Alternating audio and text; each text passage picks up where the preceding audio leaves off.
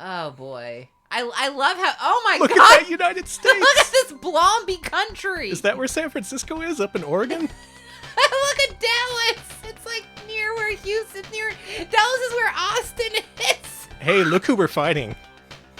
It's Mr. J. Mr. J!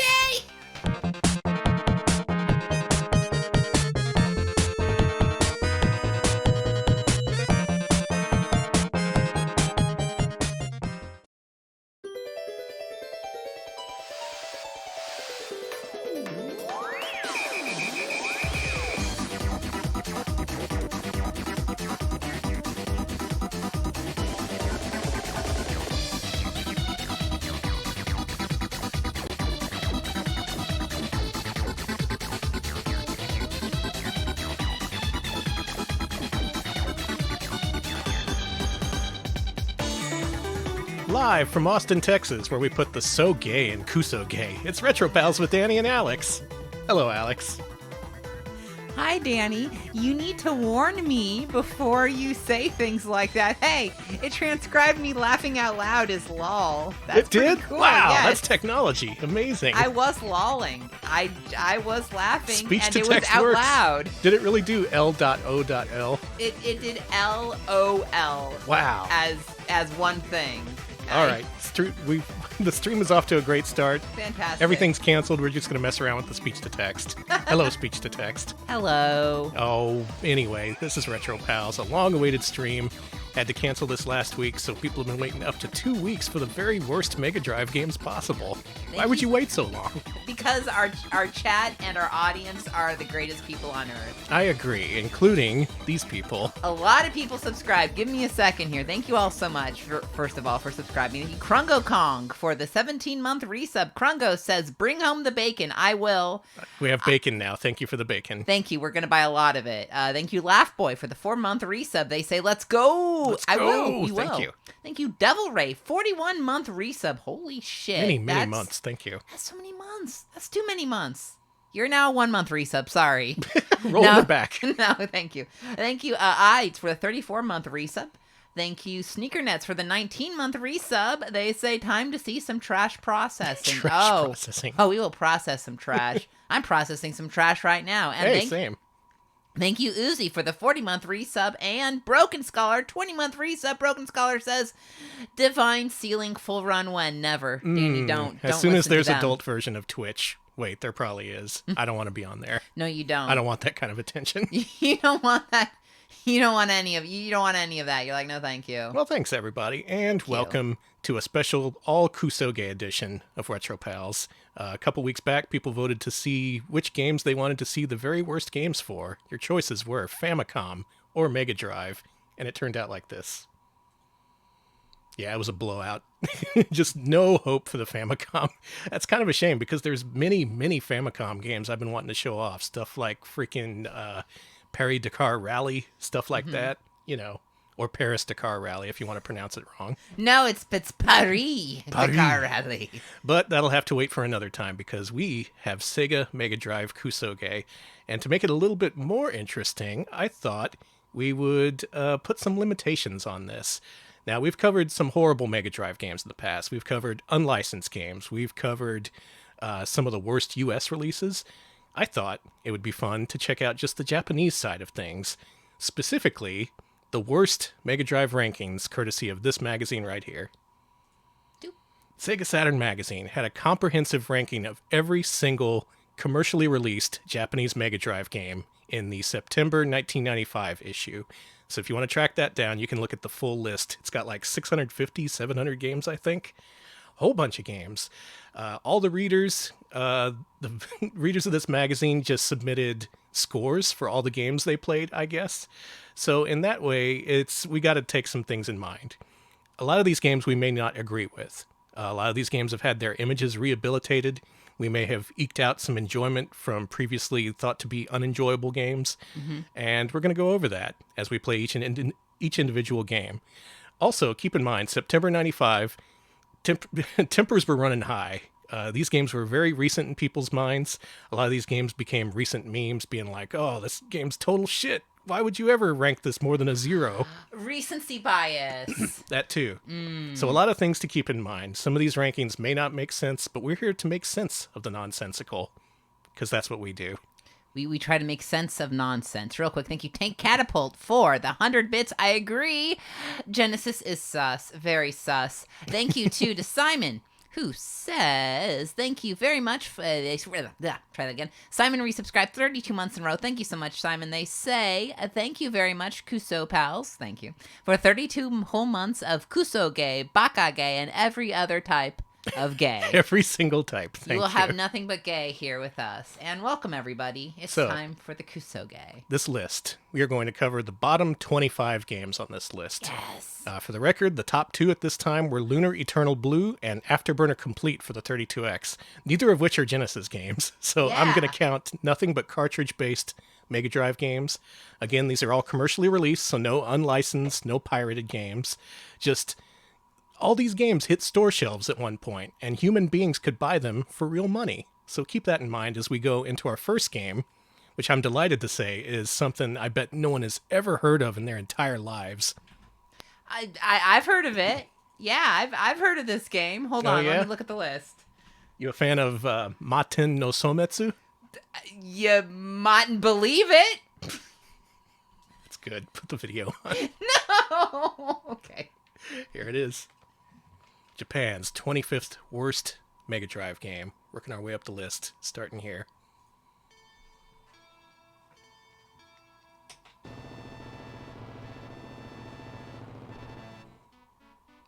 This is from the publishing powerhouse of Kodansha, later Ask Kodansha. And the timing of this game's release is something that particularly sticks in the craw of many Japanese gamers. December 93 is when Phantasy Star 4 was released. Many regard that as the best Mega Drive RPG. This is another Mega Drive RPG. It was released 3 weeks after Phantasy Star 4. It has a little, I hate to say it, but it's got that party Genesis sound to it. And it looks like this. Okay.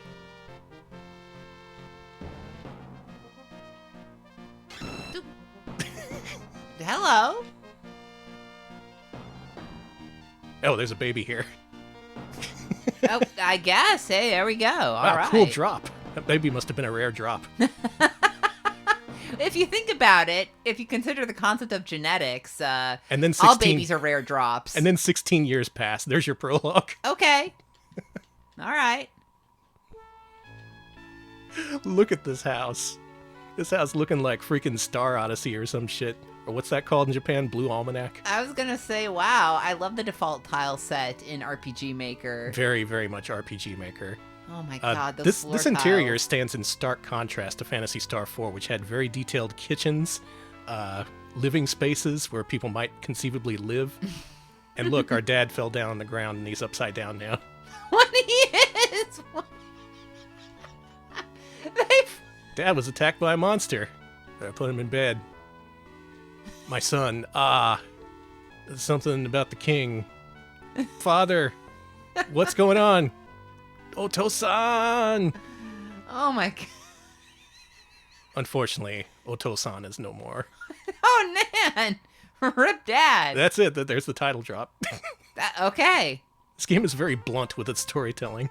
This game came out in 1995. Oh, did it really? Did it? Oh no, you said 1993. I thought it was 93. It was 93, yeah, sorry. Yeah. I got confused there. It was 93. Yeah, very close to the release of Phantasy Star 4, which is why people are so upset about this game. And when it came time to rake it for Sega Saturn Magazine, the responses were not kind. Okay, I do agree. This is like, I do believe they were trying to go for the Pixar style of having someone die. Yeah. Mm-hmm. Very Pixar. Pixar stole from this game. Now, this game does have hot jams. Makes pretty good use of the PCM sound channel. And in fact, this battle sequence background isn't bad at all. I kind of like how that's composed. That little winding road back there. It also has day-night time sequences, which unfold in real time as you play. But by this point, the RPG standard on Mega Drive... Wow, I fucking died. The RPG standard Well, that's good timing. had been greatly raised on the Mega Drive. Holy crap, I died in the second battle. Yeah, but it's perfect timing, so thank you. Matin nosometsu. Check it out. That was so One of the most critically reviled and also impossible RPGs for the Sega Mega Drive. Good work, everybody. Up next, we're moving on to number 24. Bumping up the shit rankings one by one. This is a game some people like, actually. This one got released in Japan and Europe, but not the US. It's Wrestle War. Ooh. I do like when there's wrestling and war. Well, I don't. I rescind what I said about enjoying war. Look at that cheap-ass thunder effect. Or lightning, rather. It's not that bad. It looks pretty bad. I mean, well, yeah. Take it easy on me. Welcome to Wrestle War. Ooh. Oh. And it just starts. Hey, it puts you right in the thick of it immediately. I think that's pretty cool. Well, in wrestling games, you typically want a choice of characters. You may want some licensed wrestlers, maybe. You don't, well, I mean, I've seen enough to know that they don't always have licensed wrestlers. True. Unfortunately, Grover was too good to be in the bottom 25 of Mega Drive games. I think he's the secret final boss if you don't lose a round. It's the crossover you never dreamt. Now, I do like how big the characters are. The animations are nice. Oh, pile driver. Of course, Crush Gal gives us the cover for Wrestle War, and it's amazing if you haven't seen it. It's an incredibly fake Hulk Hogan, yes. He looks like beef jerky.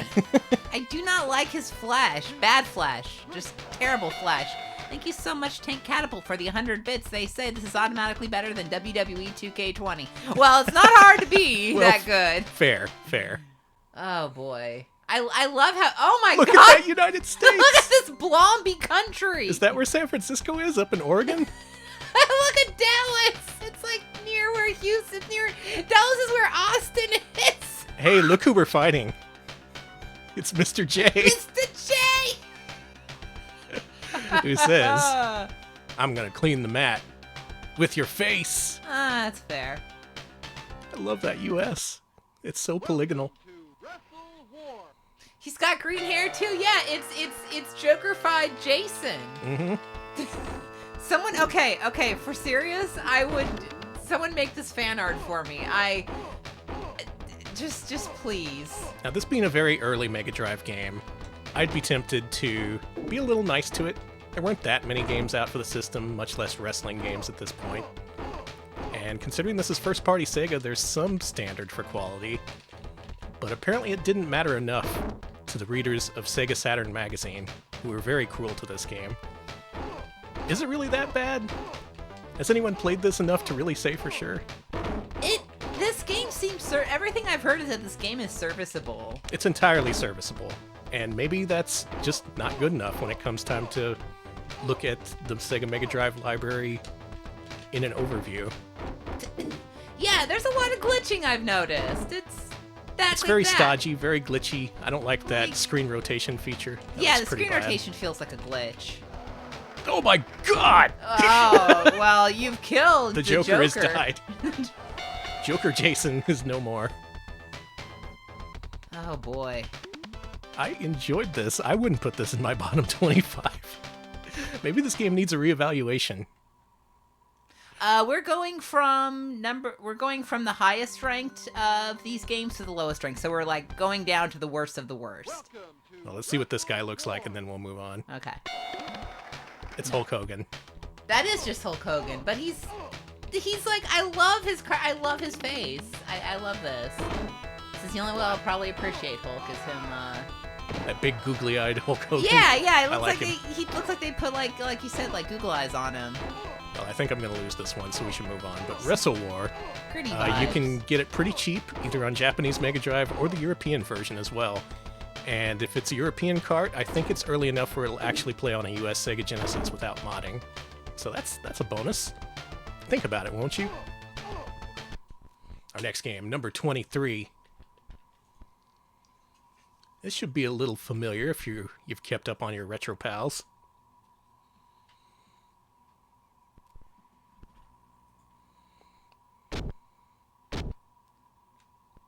Blap. It broke. I like that. Just like Bonk, bonk, bonk. We played this during our Sage's Creation Publisher Spotlight, but this is the Japanese version. Oh, I forgot to grab the Japanese box art for this. If anyone wants to link to it, please do. I can put it up if you want. It's not that important. Okay, never mind. So we've seen this before. We've covered it. In fact, I think I pulled off a 1 credit clear when we played this, so if you want to experience this game with the Retro Pals treatment, that's definitely the way to do it. Okay. And they actually localized the voices for the US version. What was it that they said? It was all like, it wasn't Come On Boy, that's a different game. That's a total different game. That I think we may see today. Oi dayo. I do remember that. I do remember them. Oh, what did they say in English? Someone's got to have a better memory than me, right? He's not so bad. Mm-hmm. I remembered, that's what they say. Okay. Okay, Hey, there's the Kageki art. they're so happy. They're love so the happy to Kageki be punching art. each other in the face. Like, yay. This is based on an arcade game. The arcade game's not much better. I honestly prefer this version because it's more consistent. There's a lot of talking, if you're into that. Yeah, the Kageki art is so much better than the game. It just...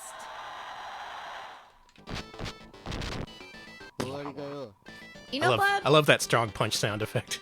That is a good question. I am not sure about how much American-developed Kusoge they got in Japan. Like, I don't know if they got Chikan. That's what's interesting about this list, because some of the worst games we'd consider for the Sega Genesis just weren't out in Japan, so they didn't even get a chance at the bottom 25. So I think we're going to get a slightly better and less conventional mix than we'd otherwise see.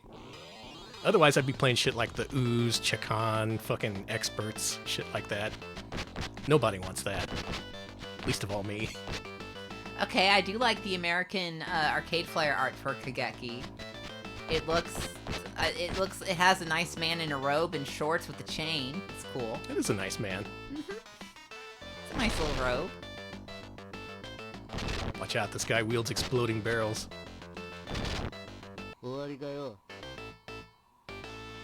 You just gotta love the crunchy punch sound effects. It's like you're punching a box of frosted mini wheats. Listen to this shit when I land a big one. It's so chunky sounding. Come on, give me the crunch. There it is. Oh, delicious. He's convulsing, honey. It's probably fine. Okay, he's fine. So you know what Kageki is. If you know it, you love it. Unless you're wrong, in which case you don't love it. I mean, I hate it personally. Actually, I do like this a lot. I love the art. I love the doofiness of this. This was a... who did this? Was this... I know Taito did the distribution of the not the American toy. I want to say Kaneko? Kaneko. This does give me Kaneko vibes. I love when they get thrown into the sewer, too. Oh, there's a nice man in the robe. I love him. Nice boots, too. Kageki. Kageki. Not a super great game, but maybe one you want to check out if you're in a weird mood. Let's move on. Okay. Number 22, it's...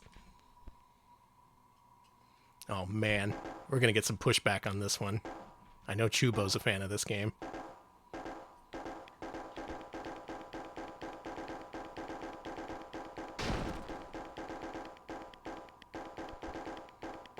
These are the most detailed feet I've ever seen on Mega Drive.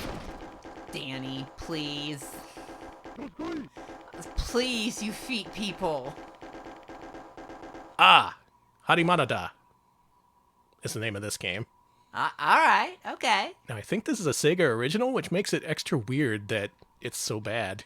It may have been contract work from Kodansha. I don't actually know. Okay, so this is licensed from an anime, and according to Krungo, the anime kicks ass. So I've heard. It has some really good cover art. Some nice, I assume, manga artwork. Oh, this art does look nice. Look at that crowd. Yeah. Everyone got a different face. What's so bad about this? This game is confirmed as Kusoge on the @Games catalog wiki, which is the source for Kusoge material. Okay. People had complaints. As to what they were, I don't remember. I read it and then instantly forgot. Do they let you wear the helmet in the ring, you think? I think that would be disadvantaged. I don't know if that... Is this the same at games who make those plug and plays? No, it's just the name of the wiki. Okay. Don't worry about it. It should be the same people, honestly. Good face.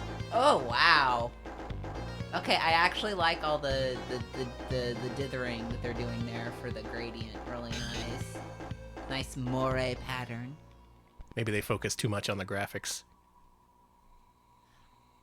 I love that guy on the right's face so much. You like Tateyama? Yes, they look so chill. I want that to be me after the stream. Well, I'm the main character, Hadi Manada, and I'm gonna win, even though I've never played this before. This looks great. Yeah, these graphics are amazing. But apparently in terms of mechanics, it's not so great. You'd have to ask the sumo fans out there for their input. Do you... Wait, you need to... Is this a game where you do need to beat people 99 times in a row? No, do not beat... Ooh, do not boy. have to play that long. That would be a problem. No. Let's push him out. Push him out. Get out of the ring. Get the fuck out. Get out. Get him out. Do it. Come on. Get that thing. I'm so sorry. I've been told 1,000 times what it is, and each time I forget. I'm so sorry to all my helpful friends. Fundoshi. Just grab it and flip it. Give him a wedgie. Just do it. Oh my god. Holy shit, dude. I just threw like 900 pounds of man there. Oh my god. Dude. Well, based on my experience, this game actually kicks ass. I don't know what everyone was thinking.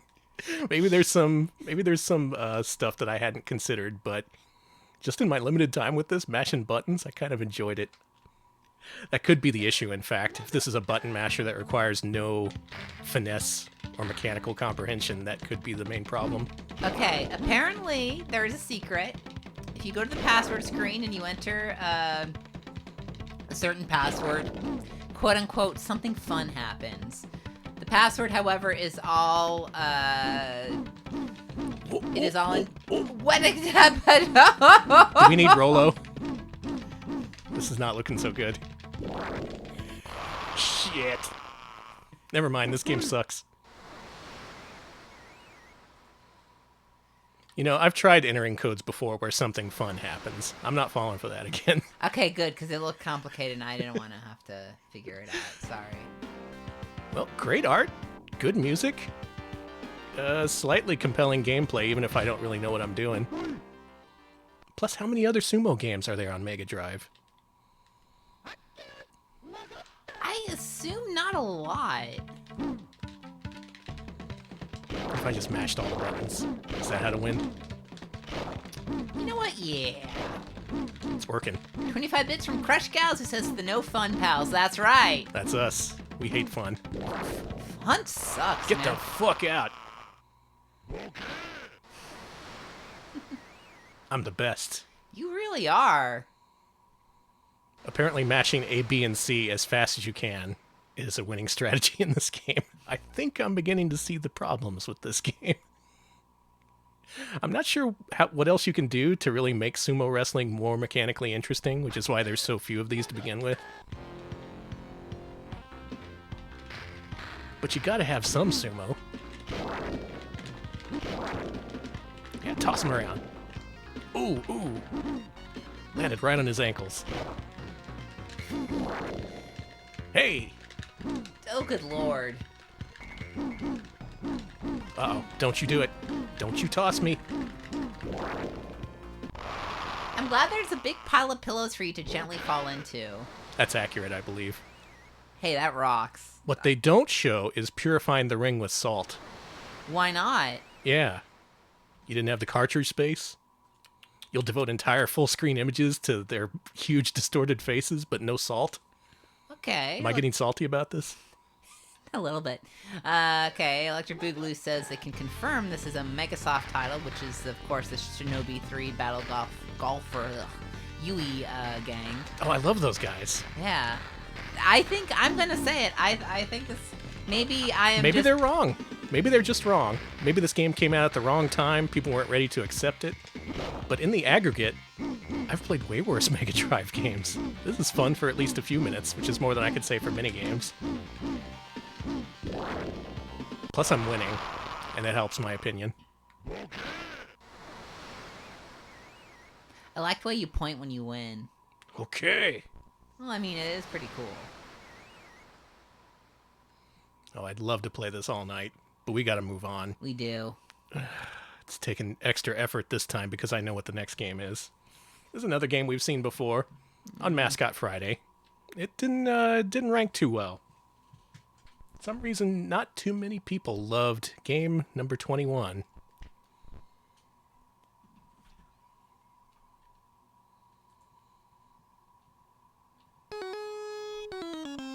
Oh, there's that music.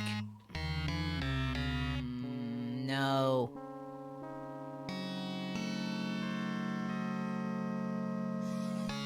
Goodbye, kids! I'm fucking dead! Now, if it was up to me, I would bump this game way up in the list. This would be a bottom 10 game. Ugh. This is immediately after Castle of Illusion, which was wonderful, and Sega developed. And then Sega also had the Disney license. They decided, why not put out a game based on Fantasia? And let's give it to Infogrames to develop. Mega Drivers, you're right. Only good games start this music, like Dark Castle, yeah. Whoa, yeah, you're right. That is a bad sign. This game is in our Mascot Friday intro. Oh, boy. Mm-hmm. You need more dreams. It continues. America, the only way we can heal is if we dream more and continue more. All right, orchestra. What the fuck is that instrument? the water violin? the Spinglestorn.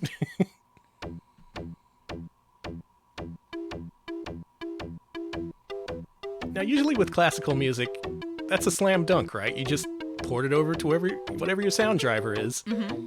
But they made all the music in this game sound like complete shit. Like, not even in the farty Genesis way. Like, they went above and beyond to make it sound as abrasive and off-putting as possible. Now, like this game, you can jump on enemies, but only if you hold down. And the thing is, you have an identical animation when you're descending if you're holding down or not holding down. So often, you can just pass right through enemies and not really know what you did wrong. Castle of Illusion, once you hit down in midair, Mickey sticks his butt out, so it makes it obvious that's what he's doing. Infogrames didn't know.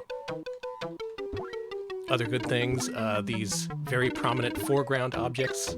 Great thing to have in your platformer. Oh, God. It has point-based progression, meaning you can complete an entire level and you have to do it all over again if you don't meet the score threshold. It has doors like this, which sends you back to the beginning of the level. You just gotta know that that's what they do.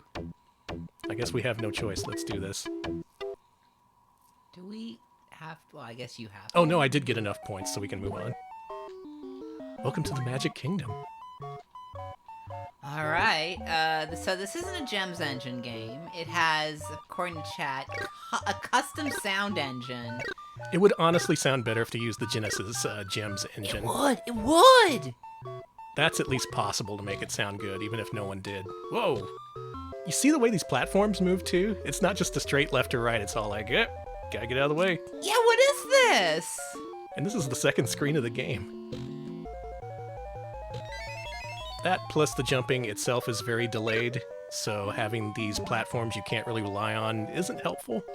It's also these guys. If we're lucky, we'll see one of their heads pop off.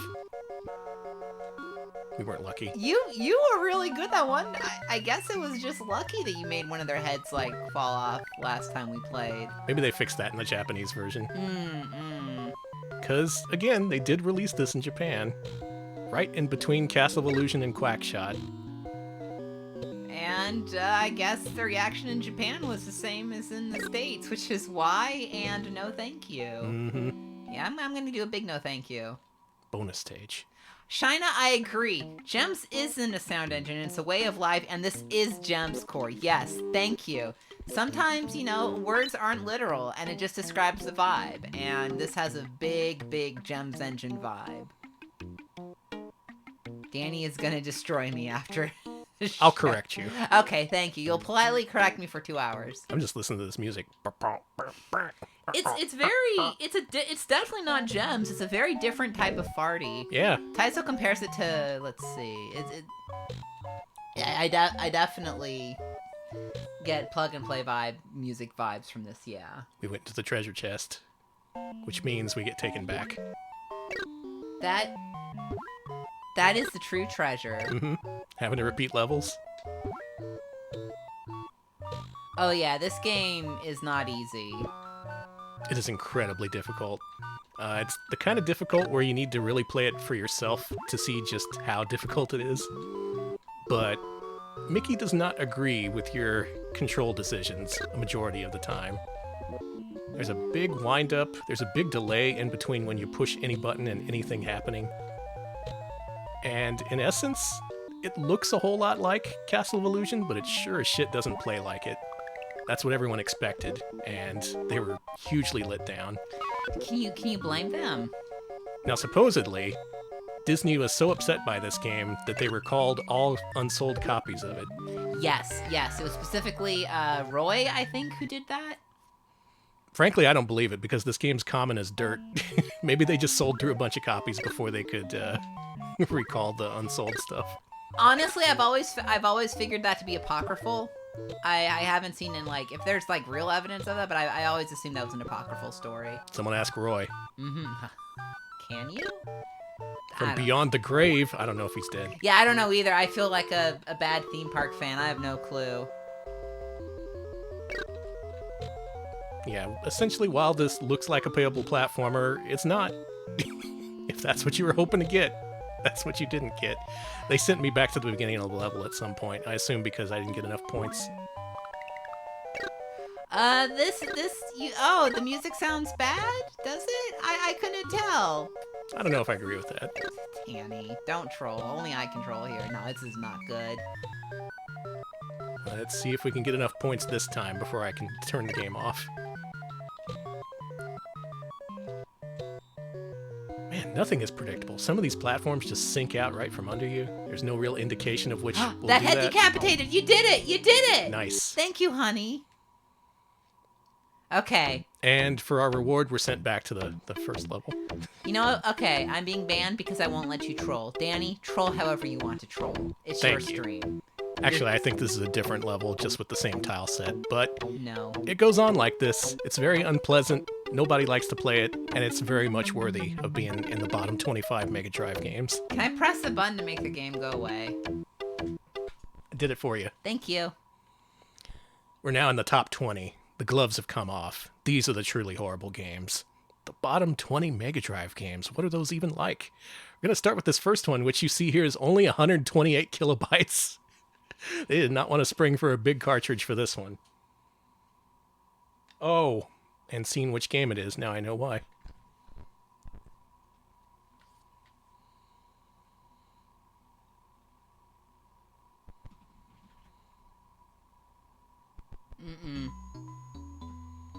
Look at this animation. The strut is my favorite part.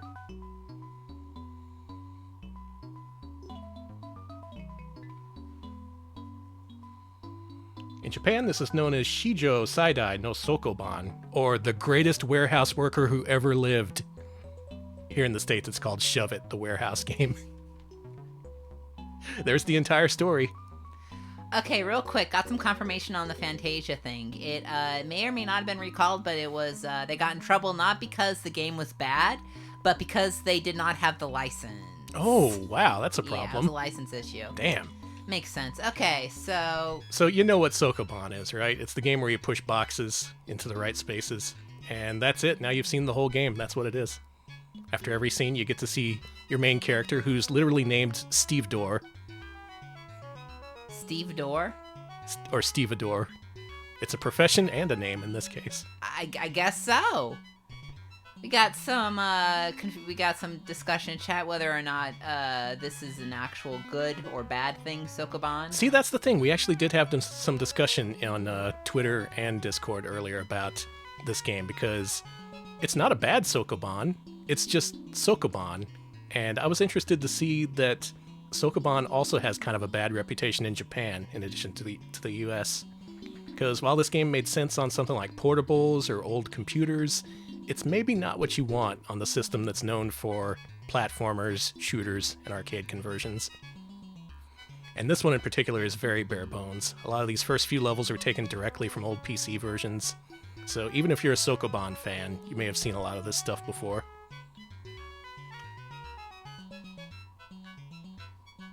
How do I play Sokoban? You're playing it right now, dude. Oh, shit.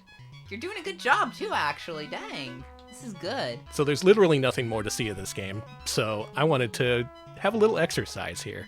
Which do you think had the better box art? The US or Japanese version? I want you to vote now before we show you the box arts, because I think they're both very interesting. For the record, I saw this for sale back in the day for $20 at Toys R Us. Target Earth was also on sale for $20, so I bought that instead. A lot of old heads say US, but a lot of people say in Japan. A lot of people say in Japan. Okay. So why don't we show those off? Why not start with the US version, which you might expect to be the shitty one, right? Okay, Look at that. So I want to show off. Personally, I love this art. It fully communicates the entire story of the game. You're working at a warehouse to get money to buy a car to impress a lady. Look at his face. Okay, thank you. Dang, thank you, Shina. Shina gave out 5 subs to the community. Welcome to the club. Red Armor Sir, Esper Magic, Tasty Jake, DJ Chef Nguyen, and Leo Rio 7. Nice, thank you so much. I appreciate it. And look at old Stevedore there. He is happy as shit to be pushing around. Look at that face, and look at this. This is so. I love that art. I think this is. I'm gonna say it. I think this is a little puerile. A little bit. A little bit. It doesn't. It doesn't appeal to the brain geniuses who normally love Sokoban. Yeah. Well, why not show the Japanese cover art? Oh, I'm so excited for this. I love this. Danny does not like this. I love this. I think this looks like shit. I think it's elegant. Alex, zoom in on that pile of boxes. Okay. Because it looks good far away, but when you start to look at the details... Oh, it's fine. Hold on. See, it's fine. It's a fine box. First, also, thank you to Tepid Snake for the 200 bits. This can go to the Retro Pal Savings Fund, so they don't have to push boxes around for extra money. I will not. Thank you. You saved me an hour at the warehouse. I noticed something about this box. Look at that shit. No. The writing goes off the corner of the box. Oh, how shit does. is that? Look at this. Come on, guys. Also, yeah, from a distance, it looks like a nice, tasteful watercolor painting, but when you really zoom in, it just looks like a bunch of lines that suck. Thank you, Scarlet Swordfish. You're right. This is better art. I think the crappiness, here's my opinion. The crappiness of the art reflects the crappiness of the game. Oh. And it's textual. Just don't look that up. It's textual. It's an artistic concern. I like this. I like this a lot. I'm so sorry. I think it's so Yeah, opponent, you're right. The artist spent us much time drawing this up as the average person plays the game. Well, condolences to anyone who bought Shove It, the warehouse game, or its Japanese counterpart, The Greatest Warehouse Worker Who Ever Lived. Oh, look at this. It's written over here, and here it's in a different font. And That's so it's garbage. So good. So sloppy. Look at this. This is so good. Look at this. Look at this. The lines here to denote like the wall. I don't know. Alex is emphasizing parts of the painting with his mouse cursor. Yeah, you can't see this. To make Sorry. me fully appreciate it. But I like this art so much. I know it's not good, but I love it. I remain unmoved, and this will be a conversation we're going to have for years and years afterward. Oh yeah, that's Shove It, the warehouse game. You know what you can do with this game? What? Play it. Oh. Let's move on to our next game. We can put this in our divorce papers. Now, looking up the cover art for this game, I was interested to see the katakana title on the side merely said, Furinto Stone.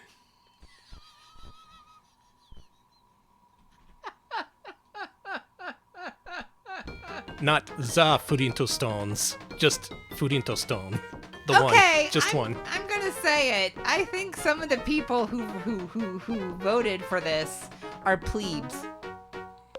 Now, to be fair, the Taito catalog in general on Sega Genesis is not very well regarded, especially in Japan. I looked at the bottom 50, and pretty much all of the Taito published games were in there, including stuff that I kind of like Space Invaders 90. That was like number 27 or something. That's not What? that bad. No. And then there's this, which I just thought was kind of mediocre, but let's go ahead and play it.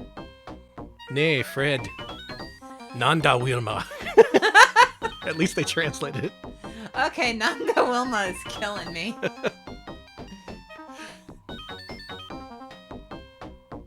They're called Flintstone in Japanese? Okay. But the title screen said The Flintstones. They didn't have enough time to change it. I'm confused.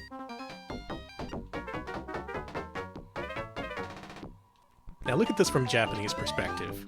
They don't have the cultural knowledge that is the Flintstones. No, you can't say that. They do. Okay, correct me. They do. If I recall, they had commercials in Japan for Fruity Pebbles. They had Fruity Pebbles in Japan. Yes, but was this show a primetime cartoon in its original context in Japan, is what I'm asking. Okay, I would say yes, because a lot of the Hanna-Barbera cartoons were pretty big in Japan. This aired from 1961 to 67 in Japan. There were commercials, and there was merch, if I recall. Well, maybe I'm wrong. Maybe Japanese people are capable of appreciating the Flintstones, but not this particular Flintstones game. I assume they didn't appreciate it because, they maybe you know what? I'm not gonna assume what audience expectations were, but maybe they wanted wacky races. I don't know. Oh, that's true. It's all about context. In this case, we may not have the full context. What we do have is Fred's stoic face in the lower right. Look at that. That's really good. What's he thinking about? Danny, it also has this. Thank you for ducking. Thank you for ducking. Fred's reaction upon seeing how this game turned out. Unfortunately, this also has that bullshit climbing mechanic, which is common with the movie-based Flintstones game on Super Nintendo, which we didn't like. Yeah, I don't know how this is worse than the games we've already played. It's all about context, and the context here is September 95, for whatever that means. I'm baffled at this. Seems okay to me. Seems about on par with Socket the Time Duck. Maybe I'm an ignorant American, and I'm just too pro-Flintstone. Did they not appreciate the Jabberjaw cameo there? They had to have. I know. Was that Jabberjaw? It's a Jabberjaw-esque. It's like Jabberjaw's evil cousin. Shit. Did we rank this? I don't think we ranked this on Mascot Friday, did we? I thought we ranked this. I swear we ranked this. We've ranked a few Flintstones games. We have ranked so many Flintstones games, Danny. It's because whenever we put it on the list, someone does voter fraud and makes it win. Is that what happens? I assume that's what's happening. I assume everything is just people who are messing with straw poll. Yeah, everybody's out to get me. I knew it. This hasn't been on a Mascot Friday? Okay. Well, look forward to that. We may give this game the redemption arc it deserves, or doesn't deserve. We'll have to see if I ever get past level 1. But as for what I've played, this doesn't seem completely horrible. It's more just... I think people in general expected more from Taito, considering the quality of their arcade output, and their Genesis output was just not up to par. A lot of mediocre stuff. A lot of games we're going to see very soon, actually. Place your bets as to which games those are. Oh, cool, he got a bird.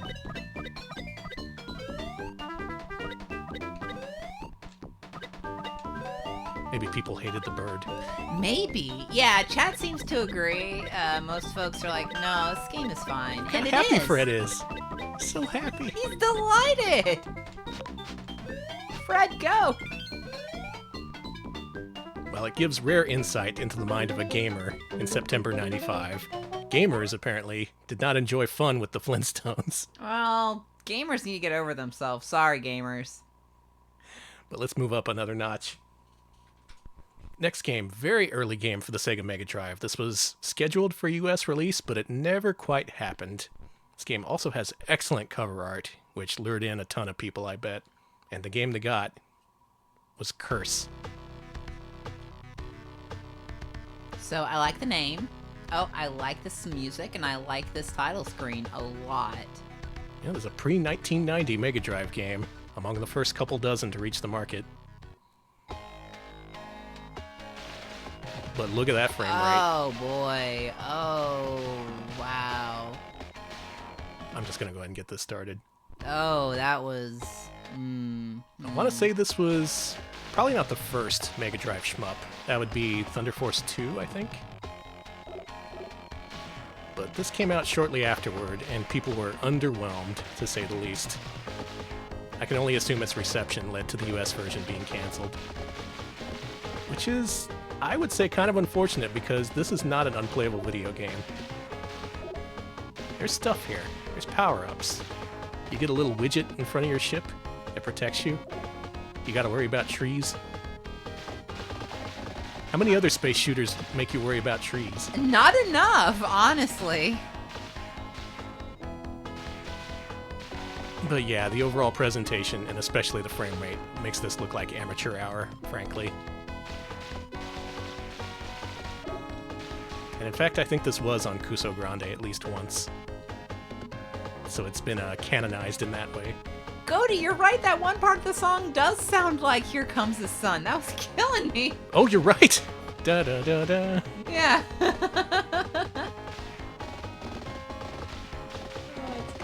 Maybe I just have a high tolerance for shmups, but I'd much rather play this than something like, say, Fire Mustang, Master of Weapon.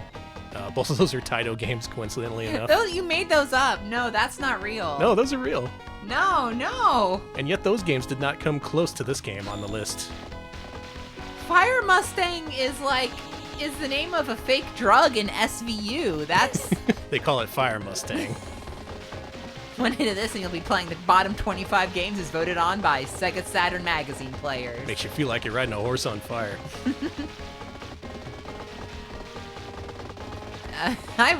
Danny, could you make up some shmup names for the chat? Sword Buster, Laser Guy, I like Laser Guy. Space Mega Force. Oh wait, that's real. How about Shrimp Mayhem? Shrimp I guess it's Mayhem not is good. Sorry. Unlimited Breadsticks. Shrimp. Okay. I'm sorry, Shrimp Mayhem just sounds like a Red Lobster thing. So if you can look past this game's extremely sluggish performance, you might be able to like it. In fact, I think in later levels the frame rate actually improves, so if you get further into the game, you may like it more. Even with that caveat, though, this is pretty substandard in a whole lot of ways. But it's so early, I would forgive it. But Sega Saturn Magazine readers were not as forgiving as I. Rude. And, well, just to put it in the context, picture there's only like a dozen Mega Drive games available for purchase, and you end up with this. Not to say the launch was especially great with other games, including some we're about to see, but this one got birds in it. Alright, I'm gonna make up some more shmup names. You ready? Yeah. Okay, Venti Mechanical. I'm just taking a foreign name for a food and something kind of grounded on Earth. So, Spicy Wolf. ooh, that's good. That's good. Look at this parallax. I could name some other Mega Drive shmups, and you can tell me if it's a real name or not. Okay. Zero Wing. That's real. Obviously, I know that one. Veritex. Veritex? Yes. Sure. You're right. It's real. Okay. The Clone Wars. I'm gonna go with that there has been a shmup somewhere. Okay, we got some ones here. We got Hot Dog Storm. I think that's real. Toast Snap. That's also very real. Hot Dog Storm is real. Okay. Epsilon Crush. Whoop. That's just real. You're just That telling me sounds real so names. I know Radio Allergy is real. I actually have that. It's unfortunate. That's why my hands are feeling weird lately. Radio allergy's a real pain. You can't treat that with Flonase. But Greg, yeah, it's real. Dynamite Soup, sure. Hot Dog Storm is a real shmup? Yes, it is. No! It totally is. Piss Christ? Okay. I know Death Smiles is real. A lot of good suggestions. A lot of good potential games in here. Curse is not one of them. I think it's just okay. But I'm not a harsh critic. Maybe I should be more harsh. You should be. This What? game's a diarrhea dog dump. That's a good shmup name. Diarrhea dog dump. Yeah. Diarrhea Dog Dump 1040. Number 17, a lot of people are going to disagree with. This is another launch era Sega Genesis / Mega Drive game. It's got released in all 3 regions. Everyone could enjoy this game. Oh, this game. Yeah, y'all know this. We saw this very recently.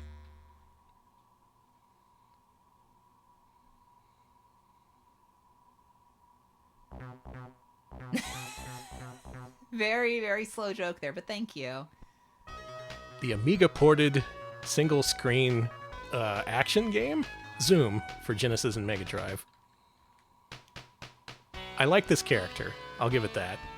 And I like some of the voice samples in this game. It's Q*bert's perverted cousin. I would say this is Q*bert's non-perverted cousin. I'm sorry, but What kind of dirt do you have on Q*bert? listen. Oh yeah, we've seen pixels.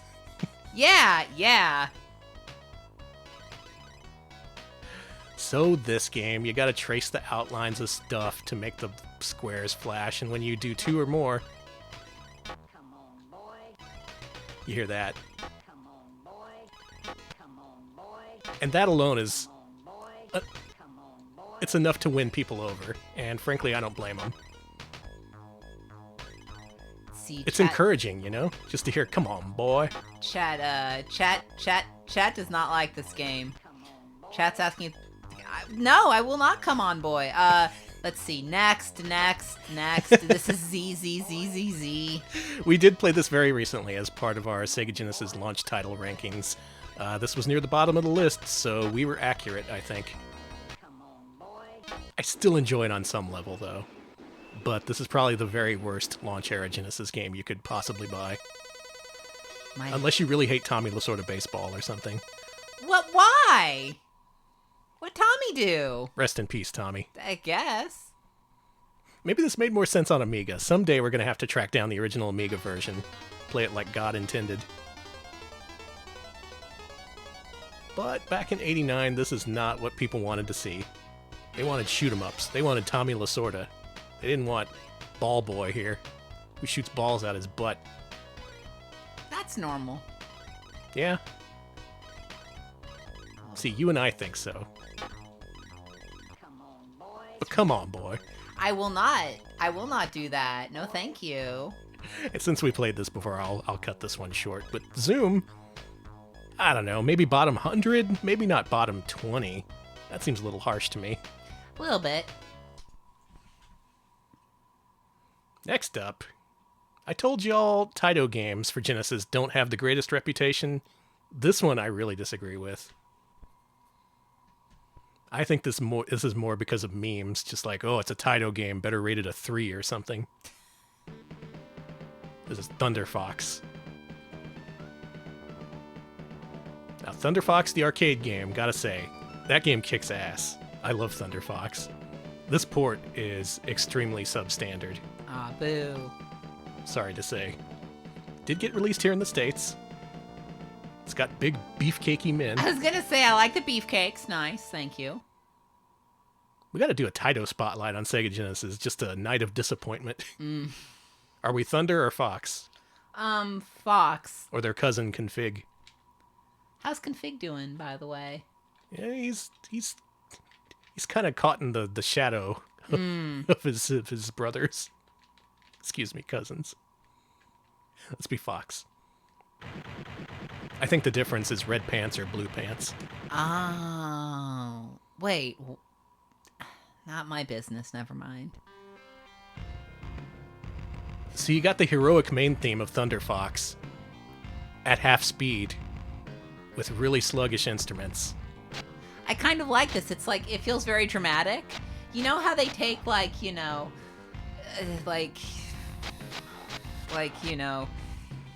disco or just like random pop songs from the 80s and they turn into really depressing dirges, Are you telling me this is the birth of Vaporwave?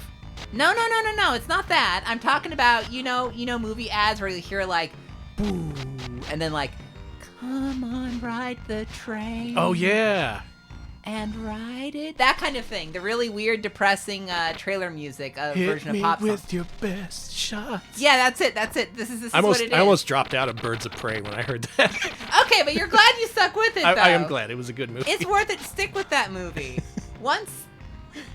I'm not going to spoil that scene. But there's one scene that once that scene happens, the entire movie redeems itself, for sure. and it just goes on a freight train to somewhere after that. So if you played the arcade version, or if you've seen it, for instance, on BBH's stream, I think he One Credit cleared this one recently. This is a very, very downgraded port. It's super slow. Everything from the action to the music, it's just so lethargic. No punch put into anything. Feels like it's running at half frame rate. And mechanically, it keeps a lot from the arcade game. You can do your tumbles, Crime City style. You can do your high jump kick, which is pretty nice. That's such a tall jump! Yeah. You actually need that to kill some bosses. But, I mean, if you were a huge Thunderfox fan, maybe you could squint and play this game and think, oh yeah, this is just like the arcade game. Let's see. Video Game King calling this slowly rolling thunder. Basically. Yeah. It does have a roll. We have to consider that. Plus, in this game, you can just kind of tell when they were running up against the 1 megabyte limit that they gave for this game's budget. They end up having kind of a drab appearance. This game included. Check this shit out. You ready for this? Yes. Oh, God! I blew them all to hell. You know, Shina, I don't know if animations like his crouch walk could be considered Blomby, but that's for the courts to decide. I love that he's crouch walking with the most intense expression on his His little face. knees! Look at his knees! His Oh my teeth God. is what gets me. Oh, this really hurts. It looks painful, though. Like, come on. That does look painful. I also enjoy that makes you go even slower. Look at that! Arm pumping. It's hard. No way. Huh. This is not Kusoge. This is at least Bakage. It's not without its charms. It's not a game I would want to play.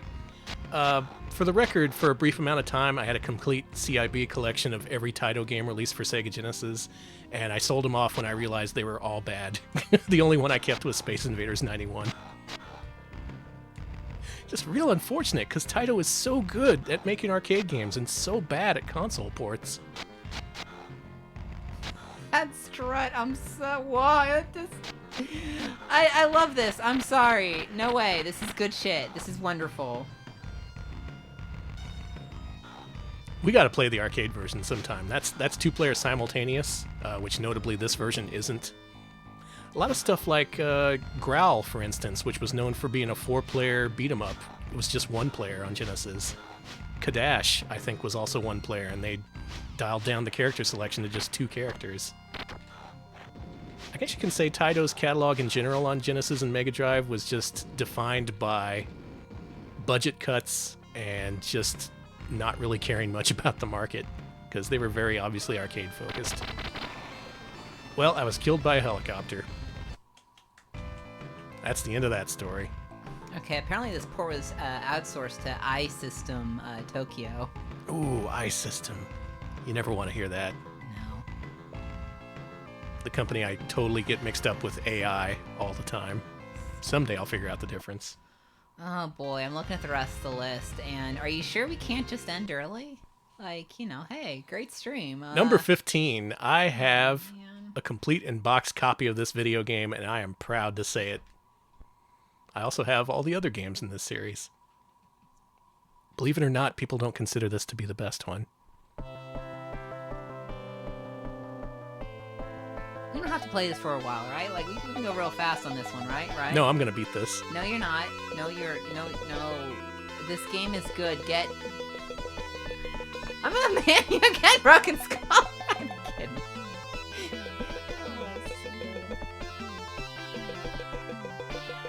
So yeah, this happened.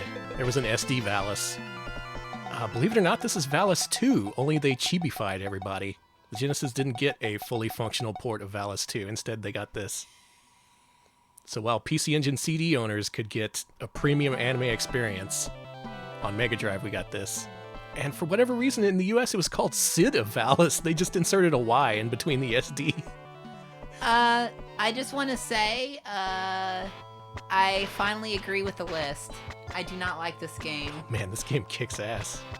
I think we showcased this during our renovation stream. We had to have, right? Yes, no, we've definitely played this, and I don't object to, like, the character design, which I love, or especially the monsters. I object to, because I remember, I swear I had to play this at some point. I do appreciate the fact that they cutified Valis. It's just a neat thing to try once or twice. I don't appreciate the gameplay. The gameplay is complete trash. None of it feels good. You're very floaty. You can kind of control yourself in midair, and you just kind of float in a direction if you hold that way. It's hard to put into words. Oh, this one also has a super jump. Thank you, Mega Gun Puncher, for the 5-month resub. They say, gotta love that early Genesis. Boom. Oh, I love it. It feels so crusty and ancient. I love it. It's wonderful. Yeah. I love the bombs. And thank you.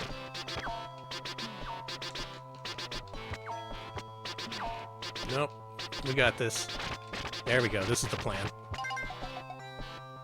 And we got a China dress for that. Let's put it on. The one thing I'll give this game credit for is you get different outfits, and they actually affect your defense and attack power. Also get different weapons as well. Wide beam Dio. Yeah, there it is. Plus that affects all the additional animations. She doesn't revert to her default outfit when she celebrates. All these outfits have the appropriate frames. I'm kind of reaching for positives. You are. You're trying to. I respect it though. As someone who's always defending trash stuff, I respect you digging for the good in these games. Now this is the Japanese version, but the US Sid of Valis goes the extra mile in being turbo shit. Because when you get a game over, they don't even translate the words game over. It just says Gemu Oba in katakana. And if you get all the way to the ending, that's in Japanese too. That is such a dick move. So not even the localizers gave a shit about this game. Oh, all this stuff you see in the background is also in Japanese in the US version. Good. That's extra weird considering that they dubbed the voice acting in the PC Engine CD versions of the game. And yet this, just, nah. What do you think of this guy? I love him. I gotta say, the monster design in this game is... Oh, rip. It's so pretty delightful. stellar. I'm gonna beat that guy. Another fun thing is the US box art actually doesn't show Valis or any of the characters at all. They just ripped it off from a completely unrelated game that was unreleased in the States. Just a real weird slapdash release all around. I remember seeing this at EB Games for $15, and even back then, Japanimation curious as I was, I did not fall for it.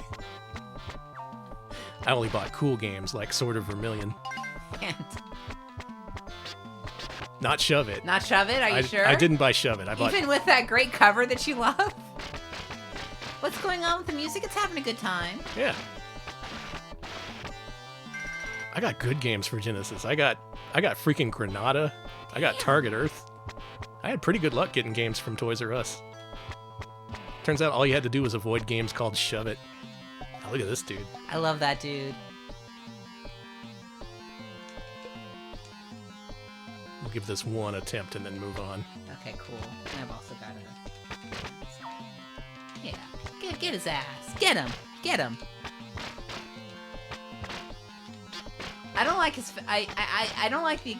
I like the expression on his face, but it just... Is this more effective? Not really. Oh, geez.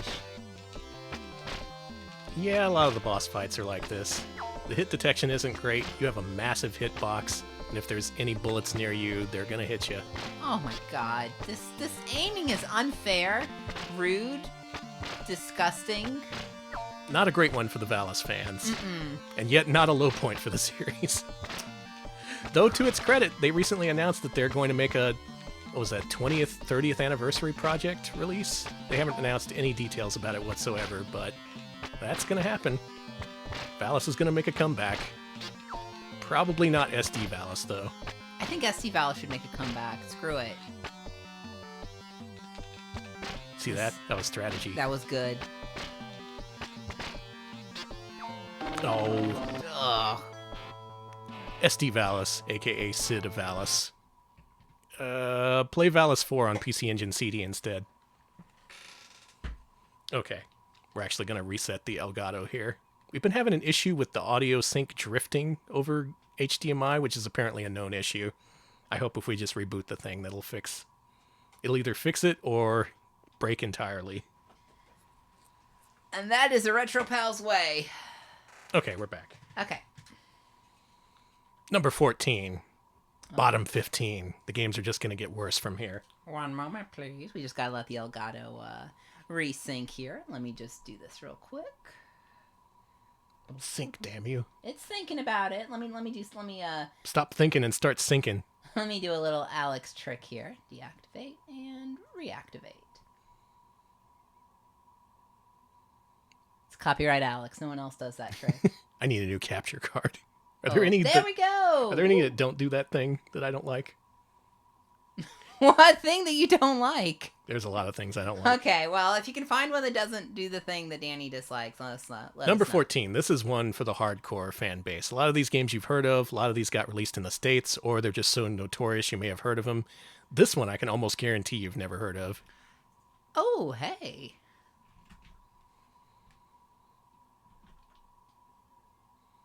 Yes, Alex, yes, it's like Joker's trick, except nicer. Kido Keisatsu Pat Labor. Oh, hey, it's based on an anime, huh? Uh-huh. Never played this. This is my first time. See how this stacks up. I have a feeling it's complicated.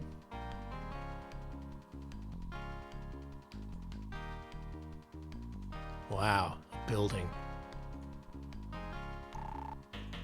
Wow, a dude in a building. Oh no, it's one of these games! No! Please don't play this for too long, Oh honey. my god! What was the copyright on this? 93? 92? 93? Oh, 92. no. 92. No, I'm sorry. Even for 92, you had Phantasy Star 2 and 3 were out, so... Oh my god, that sand texture. That's... Oh, that dirt. this is looking funky horror bandish. That's some funky dirt. Jesus Christ. Well, they hope they could skate by based on the license.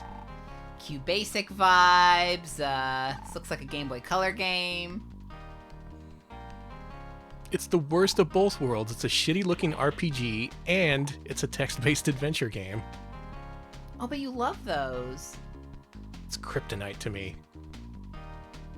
Keep it away. Which one's my Gundam? These aren't Gundams. These are the mechs called I have no idea what they're called. They're in mobile this. police suits. Okay. We're the cops. No, wait. Actually, I hear that Pat Labor is actually really good. Is it Pat Labor or Pat Liber? Pat Liver. They're labors. Okay, they're called labors. Or Pat? I don't know. You know what? Everything you say in chat is true. I'm just going to go with it all. I kind of appreciate that they tried to render the lower floor, but it kind of looks like shit. Can we leave? Do I need to jump in a giant robot? Oh, they're patrol laborers. Okay. That makes more sense.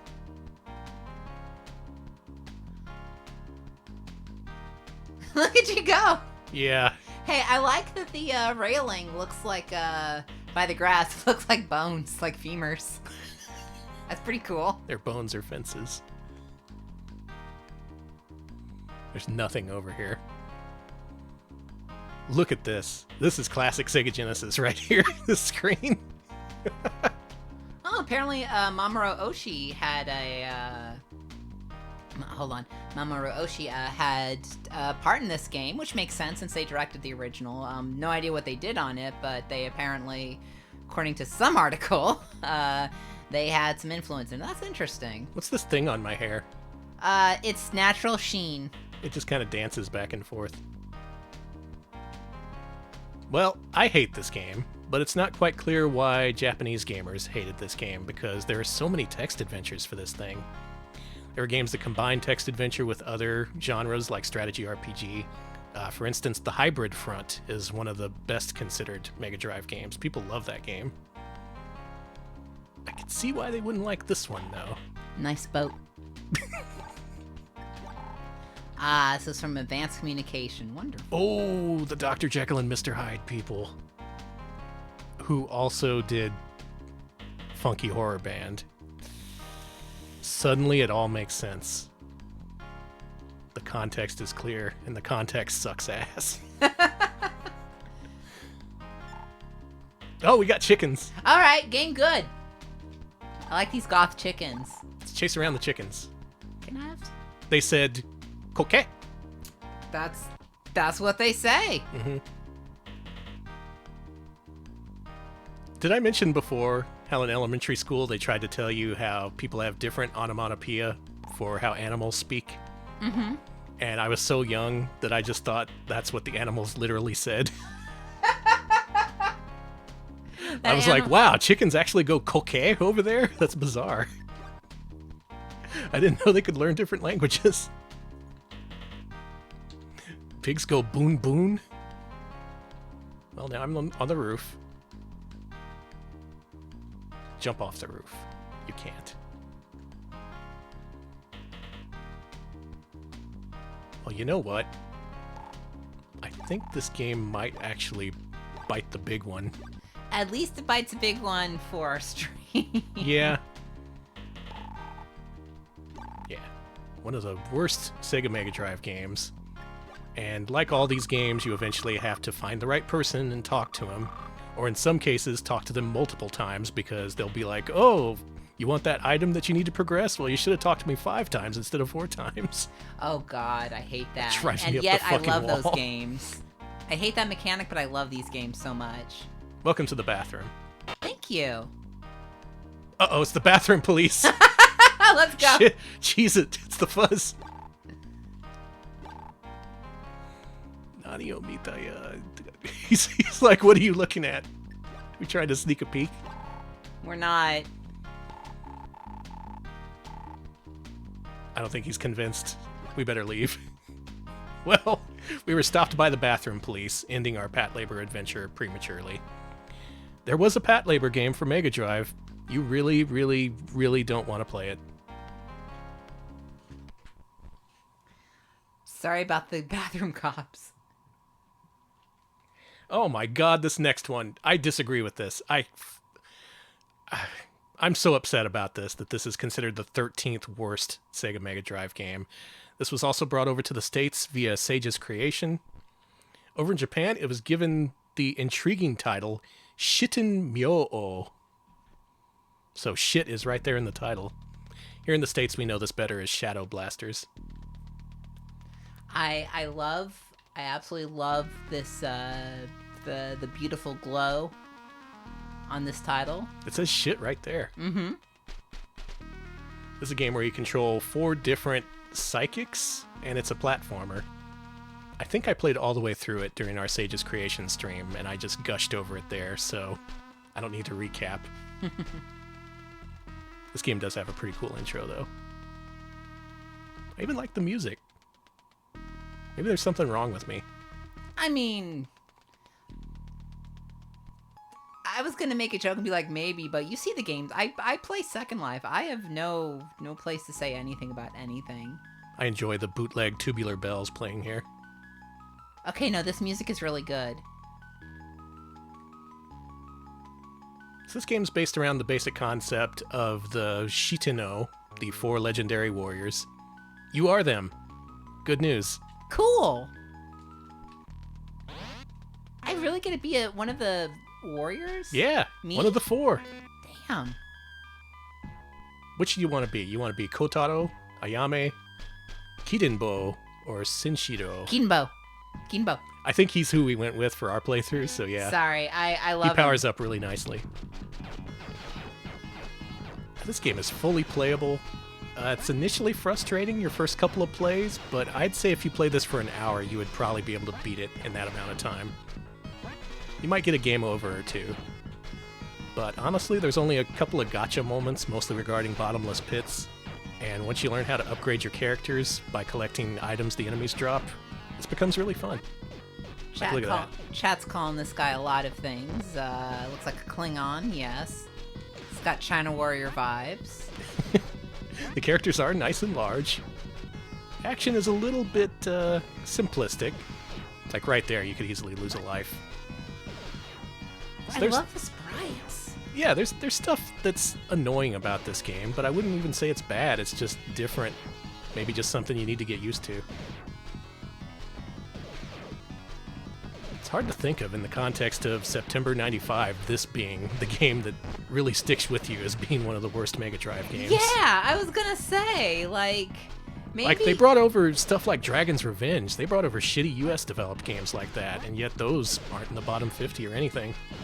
If anything, they give those games a wide berth. They're all like, oh, this has a Western flavor, is what they say.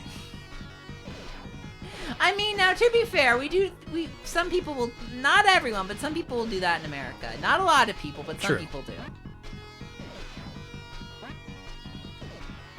Oh yeah, there's a charge mechanic, too. Yeah, you charge up your weapon, and this is the most powerful ability. The interesting thing is you collect items that increase your base charge value. So normally this charge up thing would take like 3 seconds to charge, but now it takes like half a second. I think that's interesting. I think you should give them credit for that. I like the Purple Mountain's majesty behind you.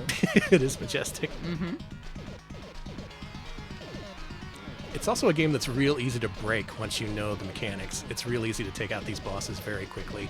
All right, Blab saying that Sega fans are very insufferable and nerds. Excuse so me. That may be affecting the ranking. Excuse me, Nintendo fans are right there. I'm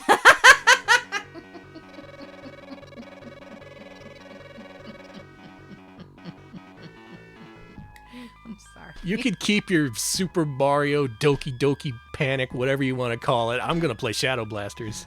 I mean, I saw a good tweet today that said that Nintendo isn't camp, but Sega is camp. And yes, Sega is so camp. I love them. Sega leans into the camp. That's what I love about them. I love it. Okay, I've fully charged my charge meter, so now my default shot looks like this. I can That's just so do this as cool. much as I want. I think that's fucking cool. You may call it inconsistent gameplay. You may berate the fact that you can just power up one character and then steamroll your way through the game. But I think that's nitpicking. I think this is a fine video game. I enjoy it quite a bit. And you can pry my complete in-box copy from my cold, dead hands. Thank you, Danny.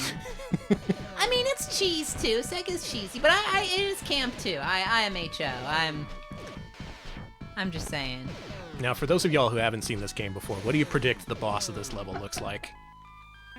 I think the boss of the last level is some kind of big-headed demon. I bet. Probably something along those lines. Something demonic. We'll get there in a second. I was gonna say, it's like chat's still asking which fans are the most insufferable, and let's be honest, it's RetroPals fans. Yeah, true. Okay, we're here at the You're one. boss. And that's right. Those of you who guessed a big dude with knives, Yes! you were correct. God's always having to fight big dudes with knives. I descended from heaven for this. Can you imagine the god from ActRaiser fighting a knife dude? Actually, I guess he kind of does. Only they're like naked birdmen in that game. I like the noises their bombs make. Promp, promp, promp, promp. Yes, exactly. When the president talks about unity in the nation, they're talking about Sega nerds and Nintendo nerds coming together. Nah, it'll never happen. I know you don't believe it, but Not if I have anything to do with it. Well, if it makes you feel better, Danny, I used to be a big Nintendo nerd, but I fell out of that, and now I'm just a Kusoge nerd and also kind of a Sega nerd. So good job, Danny. If you're not a Nintendo nerd when you're young, you have no heart. If you're not a Sega fan when you're old, you have no soul. That's the lesson we can learn from Shitin Yo. Oh my god. Was I an angry I would never be an angry Nintendo nerd. Being angry about Nintendo sounds not my style. What's Up next, next, Danny? another very familiar game, a game we played quite a bit recently. Let's see if you can tell which game this is based on the Japanese name, Joshin Draxos. This game pissed me off. Danny, calm.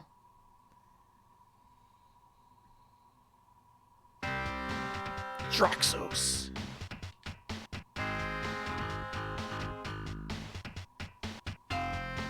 It's not Bob.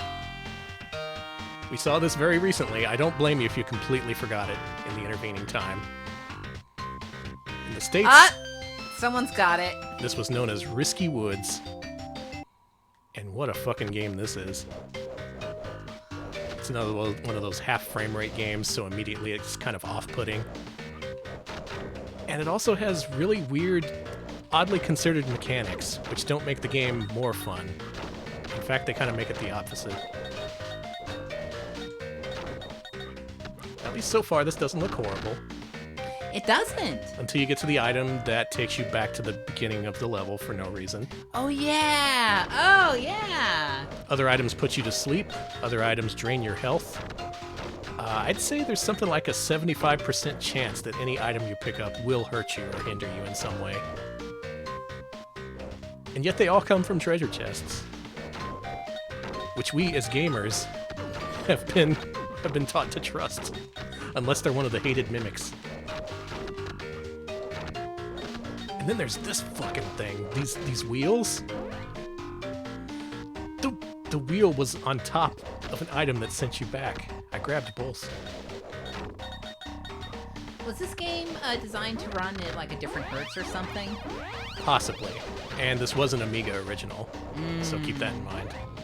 Well, that's a thing that can happen. I forgot about that. This game's apparently speedrunnable if you know all the bullshit that's ahead of you, but you're not going to the first time you play. Oh, you took a nap. Oh, you died. Okay. Fuck. You died again. Thank you to Fidget for the 20-month resub. Fidget says, oh, I thought briefly of this game the other day, but I wasn't quite sure it was real. Sorry. Yep, that actually happened. Unfortunately. Blab. I reviewed the tape after we played this on Mascot Friday. There was indeed a little man who escaped from us when we opened a treasure chest. It was a tiny clone of our character. It was really weird. Thank you for running back the Little Man Tiny Clone saga. I didn't believe them at the time, but now I do. So many items put you to sleep, which is a problem because look at how much time we have now.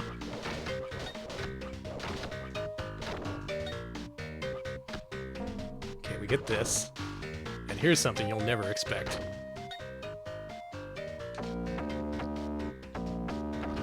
That's right, you gotta complete a game of Simon right in the middle of the damn game. Hate it. And I'm put to sleep again, and that it's time up. Which means you start over from the beginning. This is level 1. Now, if you think us Americans have little context for what Amiga game design is like, imagine poor Japanese Mega Drive owners in 1991. They just buy this expecting a fun video game and like, oh no, actually this game hates you. Hey, we played this. Yeah. This isn't good. No. I gotta say, I think I agree with this game being on this list. I still think there's worse, but you know what? It's a sub-Bubsy game for sure. Mm-hmm. I'm gonna try and get to the end of the level to show you the worst, most egregious bullshit. Oh, right, you need both halves of the wheel, or else you get sent back in the level. I've never seen a game so eager to send you back in the level. It's like we're playing Monopoly or some shit. Hey, this game hates you. It really does. It's just a game about setbacks. It's not about becoming more powerful or progressing. It's just how many of the bullshit setbacks can you avoid?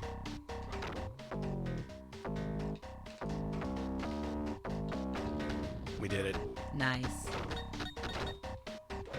See, Shadow the Beast is more merciful than this? Yeah. A lot of games are. Oh, and it's not on the bottom 25 list, but the Mega Drive version of the Shadow of the Beast is considered Kusoge. Good. Mainly because it's designed to run at PAL frame rates on NTSC consoles, so it runs a little bit too fast. And that game, when it's too fast, is basically impossible. It got released in that form both in Japan and in the States. So yeah, if you played Mega Drive Genesis Shadow of the Beast, you played a much harder version. I do like the teeth platforms. I'll give them that. All right, I didn't get the second half of the wheel. Had to get it from here.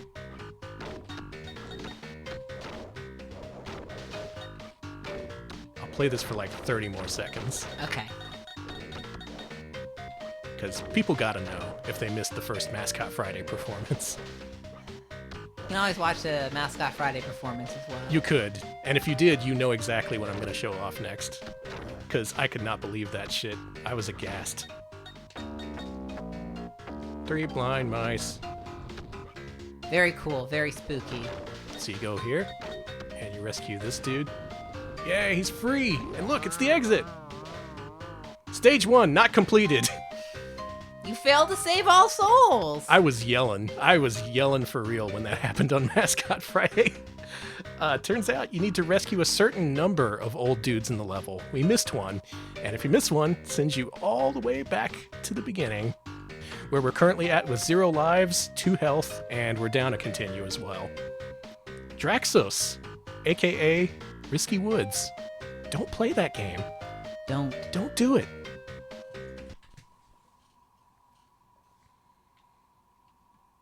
What is next? Okay, we're almost at the top 10, but here's number 11, another controversial choice, a game we got here in the States. I don't think this one's that bad. I like this game. I do too. I think this game's misunderstood. Over in Japan, it's called Beast Warriors. Here in the States, we know it better as Beast Wrestler. Airhole. Oh, I remember this now. Oh, good. This is good. This is a good one. These names.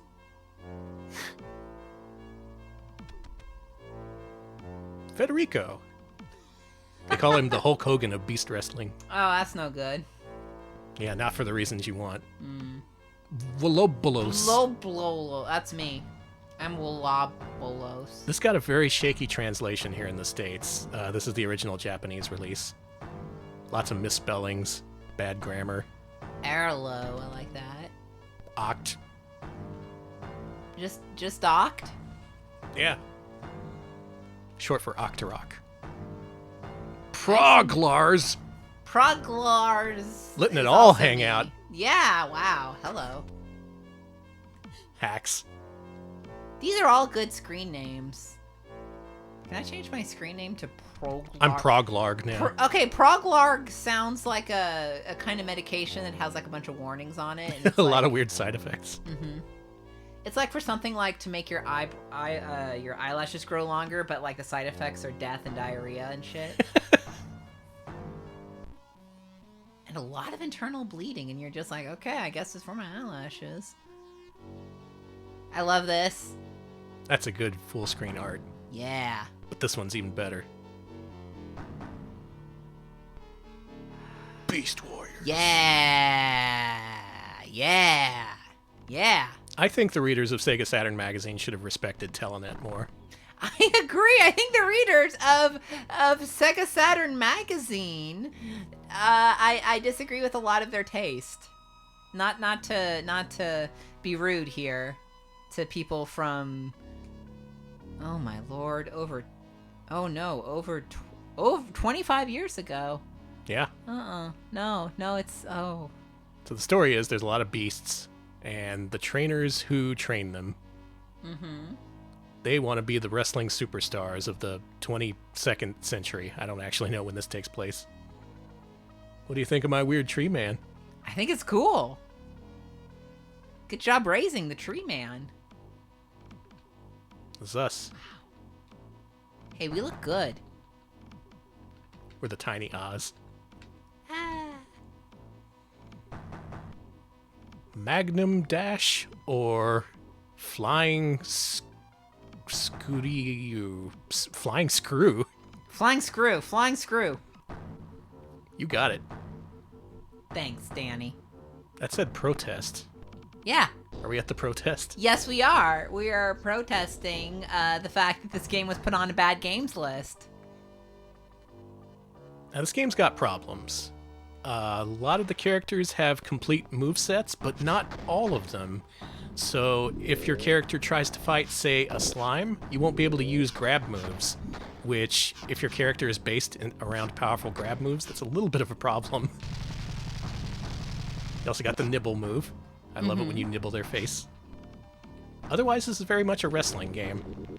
A very obtuse one that doesn't play much like any other wrestling game I've played. Even if you're a big Fire Pro fan, you're not going to find much to like in here. Though it does have a similar grapple system. You'll notice when they grapple, they hunch down for a second. That's when you have to push a button. Does this have different music than in the American version or something? Oh, it might. I don't actually know. But look at the positives. The big, majestic beasts battling it out on the screen. I really like these beasts. I'm sorry. They have many different frames of animation. They all look really freaky. They do look like they're about. Oh, they're holding hands. They're gonna kiss. I love them. I love these friends. Also, these matches take a while. You have 3 bars at the bottom of the screen, and you need to drain them all before one of the beasts finally gives up the ghost. I have a special attack, but I forgot how to use it. Is that like the C button, I think? Let's try and do that. Mostly, though, your experience with this game without reading the manual or knowing anything about it is just going to be sluggish monsters awkwardly fighting one another. There we go! That was cool as shit, dude. Right on his freaking head.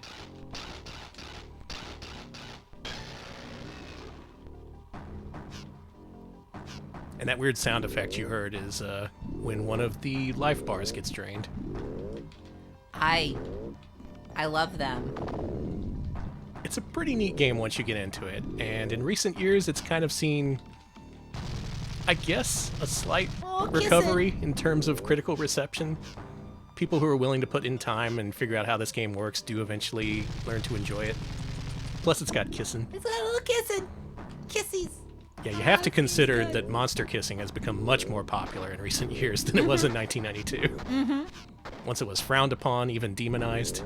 Now everyone wants to kiss a monster. It's the wave of the future. Get on it.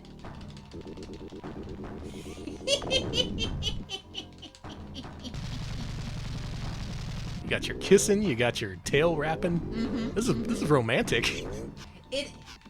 Thank you. It is. Damn, I want to use that special move again. I want to toss him up in the air. Okay, let's clinch, and then I'll wait for the hunch. Here we go. This is a lizard marriage simulator and the best game of all time. I agree. Yeah, they're just training. That's what good lizard marriages are all about. Damn, timing was off. Then I jumped and fell on my butt.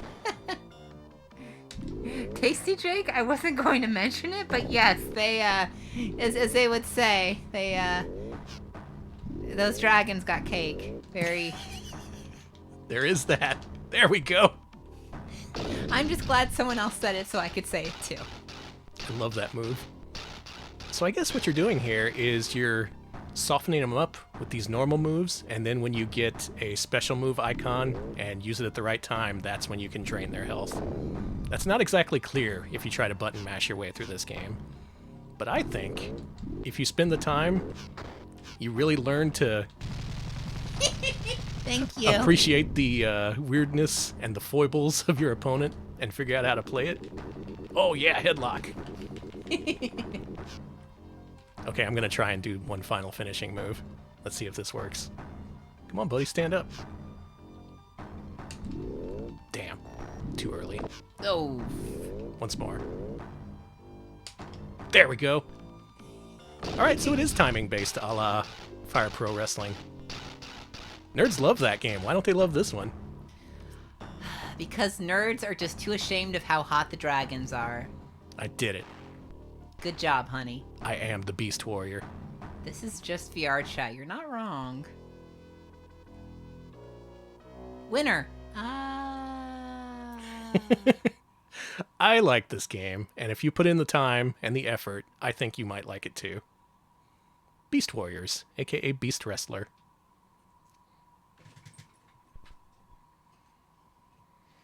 Where are we at now? Oh boy, it's the top 10. This is it. This is the end. We've had a lot of contentious games, a lot of misunderstood games, games that are actually good but just kind of off-putting, acquired taste games, or dried squid games, as they call them in Japan. But these are the bad games. These are the games that are just universally bad, universally panned. No one likes them. Starting with number 10, in katakana, this reads Osamu-possum.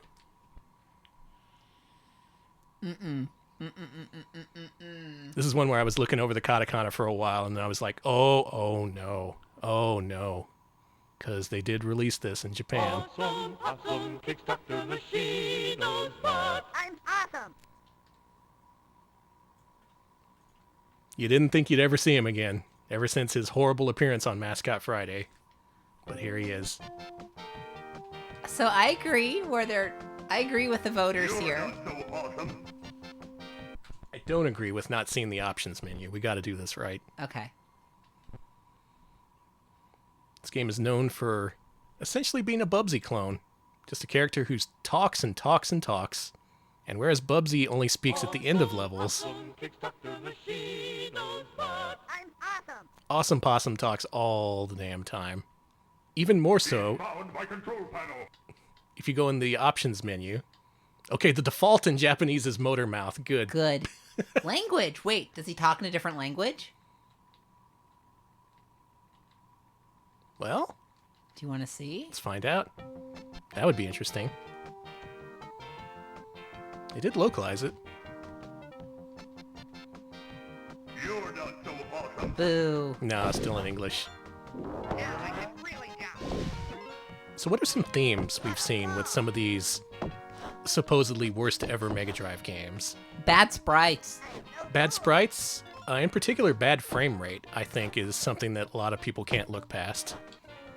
And if you look at this game, you can see what the culprit is. Look at that background. Like, you're not even looking at it until you're directly looking at it, but there's like 12 different parallax layers there. Is that why it runs like shit? That's exactly why it runs like shit. This game could run at 60 FPS if not for the billion background layers that you barely even see. But the game is what it is, and what it is garbage. Literally, you're collecting garbage. Okay, let's see. Chat says another theme of these games seem to be they're very shallow. Yeah. That too, yeah. Not a lot of patience for shallow games, even if they're otherwise really entertaining sumo wrestling sims.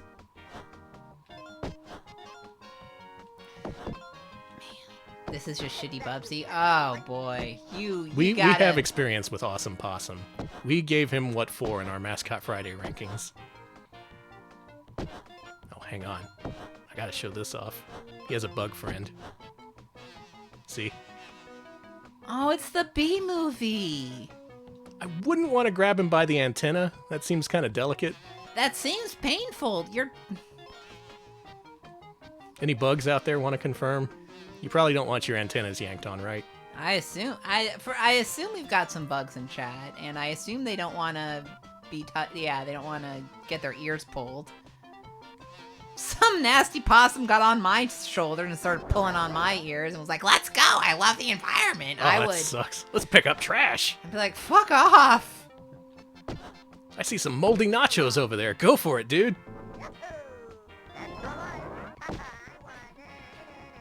I hate him. He's good. Well, the questions are even more impossible now that they're in Japanese. Oh, that's even better. No way! Don't change it back. And the thing is, if I answer wrong, they're going to get real upset with me. He answered wrong. I've been disowned. Oh, at least he let you move on. Yeah. Oh, that would suck if they made you repeat the level. Oh, God. Gotta know your environmental facts. How much are corporations ruining the world? The answer is always the biggest number. They ain't wrong. See, Bad Idea says the animals are looking down on you like you're a war criminal. We are war criminal if you think about it. We're fighting the war against pollution, and guess what? We are losing badly. Kind of losing badly at that war for a while. To its credit, there's multiple pathways through each level. The level design is very Sonic-inspired. For better or for worse, considering your character's jumps aren't predictable. You just kind of fly all over the damn place. He's very slippery, like possums are. Are possums slippery? If they're wet, I assume, but no, usually possums are not. They're slippery in the sense that they will get away from you. I wouldn't want to deal with a wet possum. Oh, God, no offense to possums, but I imagine a wet possum doesn't smell good. I don't like smell of wet dogs, so... I'm so healthy. Yep, this is one of the better-known US Kusoge for Sega Genesis, and unfortunately, the Japanese players had to suffer too. Because for God knows whatever reason, Tengen had a presence over there. He released games like this, Dragon's Revenge, some other bullshit that sucks. Mm-hmm. I do like bullshit that sucks, you know me. Well, that's what we've been playing the last hour and a half, so you're in the right place. Oof, we have been playing for a while. We got a bit to go. I already saw wet-ass possums, so it's time to move on. You know what? Yeah, I don't think the commentary is going to get better than that. Awesome Possum. Let's go. For Sega Genesis. Come on. And Mega Drive. He just does that. Let's go. Come on. Oh, come on, push the reset button? No problem. Number 9.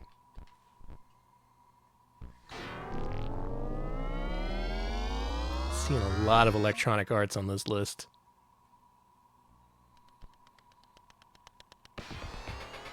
Oh, no. Space Funky B.o.b. I wish they called it this in America. It's a much better name. It is! Going by the katakana on the spine, it is indeed called B.o.b. Like the rapper. We didn't call enough things Space Funky. See, Bob is not worse than Awesome Possum. I mean, I kind of agree, but... Well, let's play it and find out. Yeah. I don't think we've ranked this one. I'm pretty sure we haven't played Bob. B.o.b. BRB. B.o.b, sorry. B.r.b. BRB! Yeah, goodbye. I gotta go now. There's a run-and-gun shooter where you control a teenage robot who crashed his dad's hot rod on some asshole planet, and he has to repair it. This is... Okay, so this is by Gray Matter. And it was Oh. built- Yeah, this is really built on the Wayne's World engine. Gray Matter, creators of Wayne's World, and, well, I don't need to say any more than that, do I?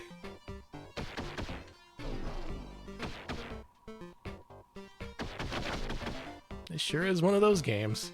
We have the tradition of the non-60 frames per second presentation, the kind of off-putting character design. More antenna. A lot of antennae in these games. Yeah.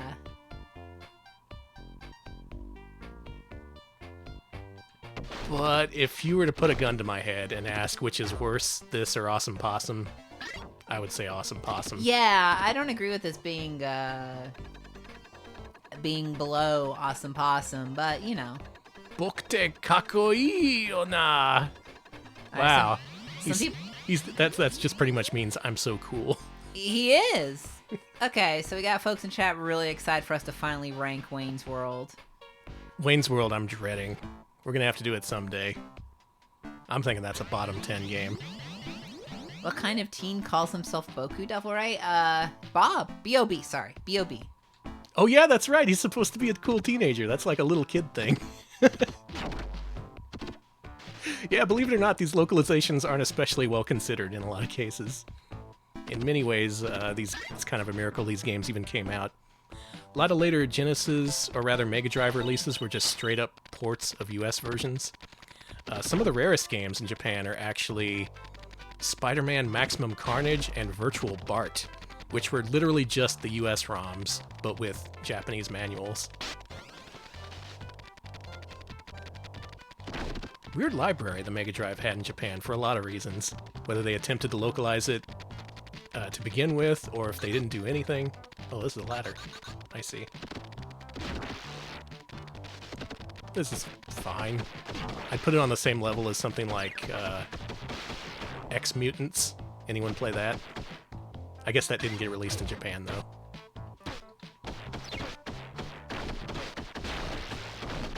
Those gnarly bugs.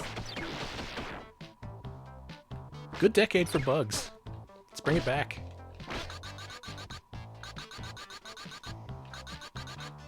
Oh yeah, Bug came out in the 90s. Yeah. It was a really good. Run, run, run, run, run, run, he says. What a cool guy. That's Space Funky B.o.b.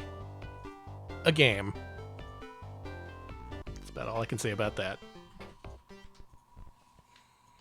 Up next, number 8. Heading deeper into the top 10. The peril grows with our next game. This one got released in the States. You may have played this. It's Street Smart, or Street Shart, as that says. Okay,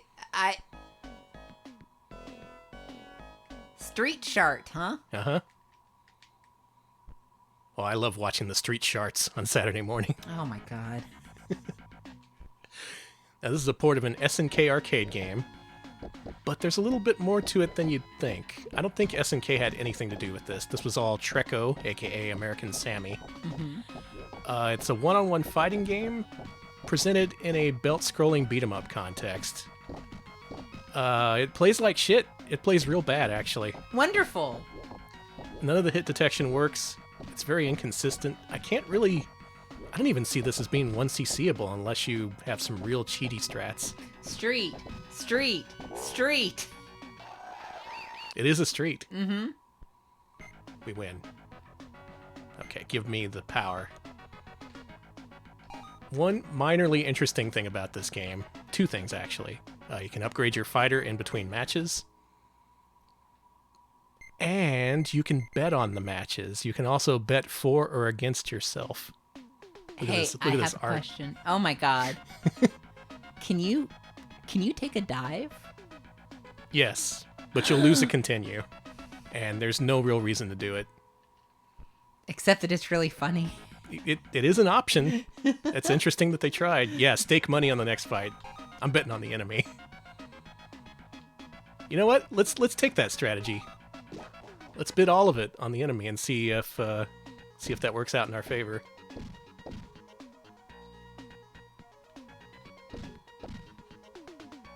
Wow, I'm getting my ass kicked. Maybe this works out if you have just one life and you're gonna credit.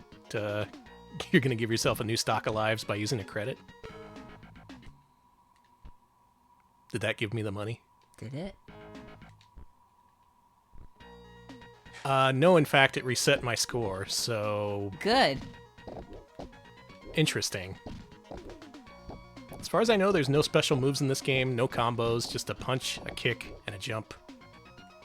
You've been banned for match fixing. Fair enough.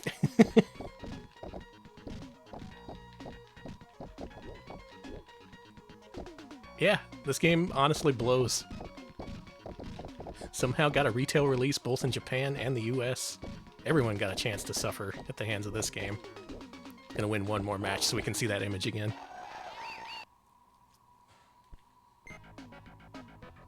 More power.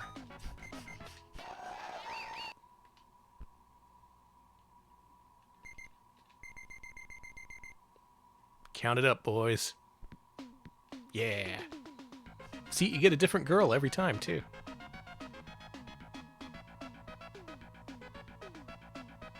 Cool, huh? He looks so... is the Okay. money worth it? Is the money worth it? So here's the thing. Uh-huh. There's a prototype version that I'm not actually sure that I have on this cartridge. Let's find out. Did I not put it on here? I did not. I'm an asshole. Danny is an asshole. This is actually very recent that a prototype of this game was dumped. That prototype is much closer. People saw it. It's much. Was it there? Yes. It was on prototypes. Can I just not read? Oh my god, I can't read. No, Well, sorry. There it is. called streamer brain rot. It can happen to you. Starts with a nicer fade-in effect there. And then you start the game, and it gives you an options menu of all things. Normal or normal plus? Okay. You might be normal, but I'm normal plus. Now, what makes this interesting is it's a completely different game. Look at this. Your character looks different. The controls are totally different. Background's different. The background is similar, but yeah, there's none of those street signs. Lower color depth overall, but look, I'm actually winning. I won. This is what happens after you win. Oh, fuck. It's the S&K ambulance. None of this shit is in the final released version. This is a completely different game. It's like they restarted it and released it in a much worse form. Yeah. Isn't that bizarre? Champion Ship. buff boy ship. I say they could have gone with this one. Maybe this one didn't pass internal testing. Maybe they just kind of hoped that it would come together if they made a completely different game, but that's not how it turned out. And while the full game does have interesting stuff, like the ability to power up your character, your ability to bet on or against yourself, this is a simpler game, and I think it works better for it. Plus, it's got this.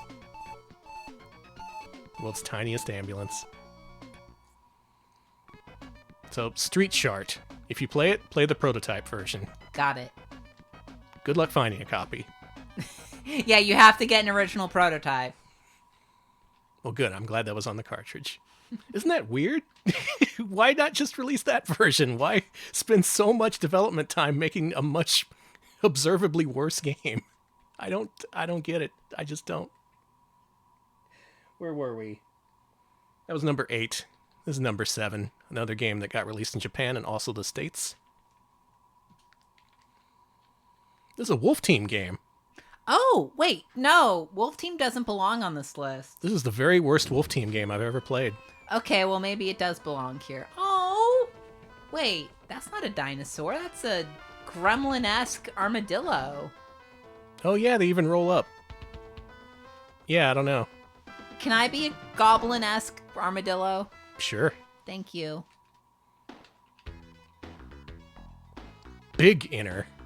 I love her. I love them, whoever they are. The characters are very cute in this. The unfortunate part is the rest of the game.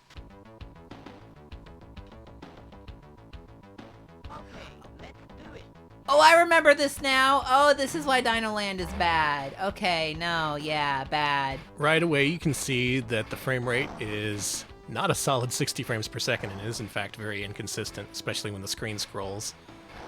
The physics are horrible. This is the worst physics in any Mega Drive Genesis pinball game. Dragon's Fury is better than this. The shitty sequel Dragon's Revenge is better than this. What else is there? Crew Ball, much better physics than this. Virtual Pinball, an EA game, and that is better than this. Did you see that? Yeah, that was cool. I've seen people play this for a good long time, and I've never seen them get anywhere. There are bonus stages a la Dragon's Fury, but they're real hard to get to, and it's just not satisfying to play. It doesn't really feel like your shots can be aimed. It feels like just a matter of luck if the ball goes where you want it to. So on a system with actually quite a few pinball games, this is by far the worst, I would say. And it's a Wolf Team game. I love Wolf Team. I love Granada. I love Ernest Evans. You're a huge Wolf Team stan. Like, you will get real serious about Wolf Team. I cannot stand this game. And you'd think, because it's a pinball game with dinosaurs, by Wolf Team it would be alright. Yeah. But it's the opposite. That's like a home run. Mm-hmm. If you just described the game to me as an overview without showing me what the graphics or gameplay look like, I would be all in. Instead, it's this. As someone who had Pinball for NES at a time when you could get away with just releasing a game called Pinball because there were no other pinball games, that's a better game than this. I'm telling the truth. It is. 1983 Famicom Pinball is better than this from Wolf Team, the best developer of all time. What happened to Wolf Team? How the mighty have fallen. Game over. Not going to play any more of that.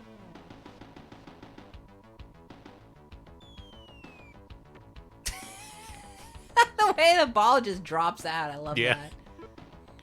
What a disappointment. That's just crushing, you know? By all means, this should have been incredible. And it's anything but. Dinoland. I do like the little goblin-esque armadillos, though. Those are very good. I like the one with the bow. Yeah, they're great. Moving right along. Here's another game you may have seen. We ranked this for Mascot Friday. Japanese exclusive, never released in the States. This was a launch game for the Mega Drive. Can you guess what it is?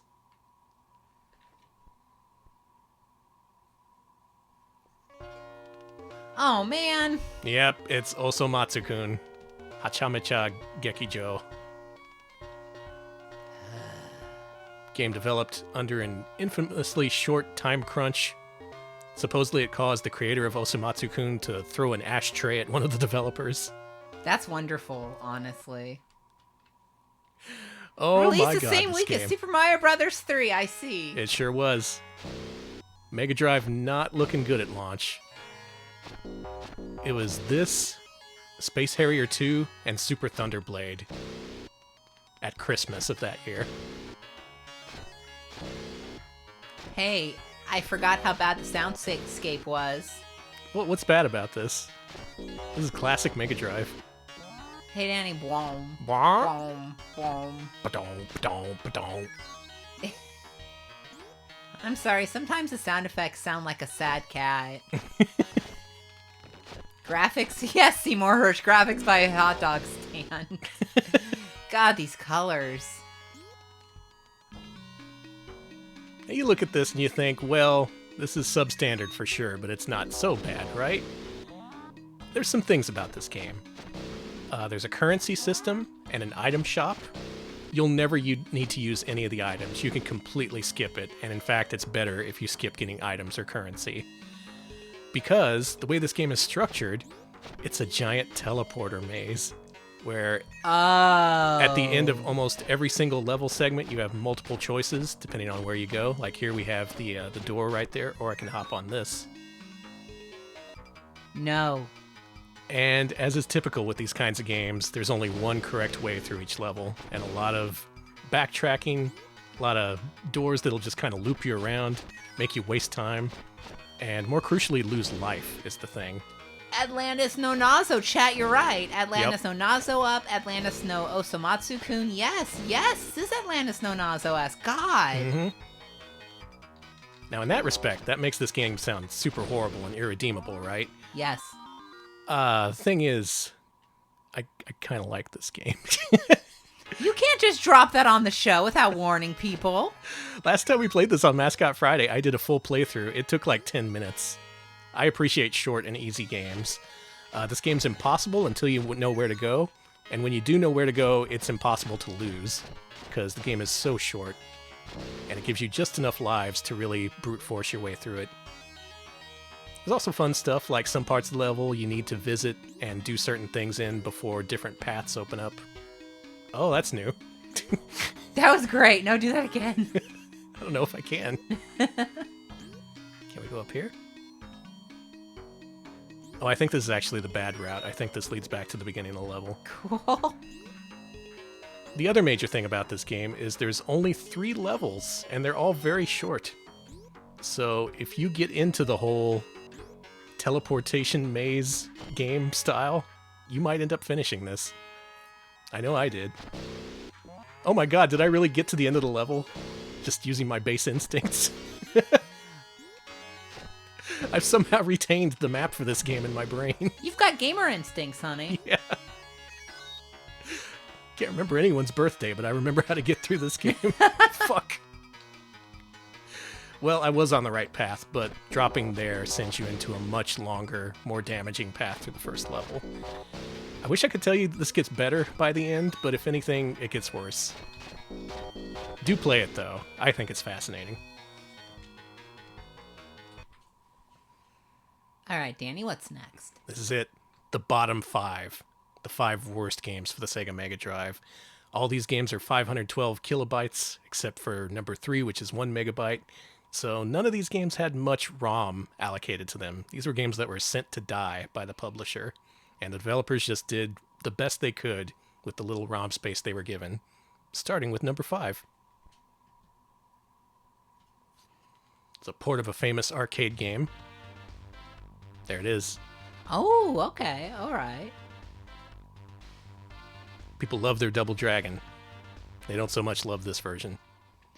All right, chat's having a great reaction. Oh no, oh shit, oh no. So check out this intro.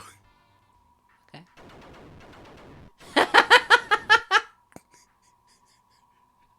Yeah, the first game they kidnap your girlfriend. The second game they're like, fuck it. It's too hard. They just killed her. Yeah. Yeah, she dead. She's dead. She's gone. So look at how everyone moves. You notice how they pause every several frames? Like the game's trying to catch up with the animation or something? Hey, yeah. Even that aside, this does not play well. Whoa, did you hear that noise when they die? Check this out.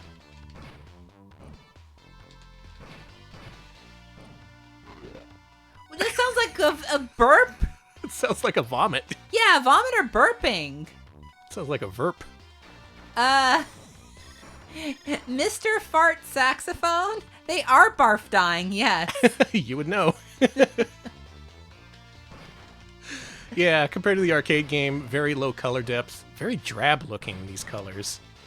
Mega Drive couldn't do much in terms of on-screen color palette, but I've seen games that look better than this.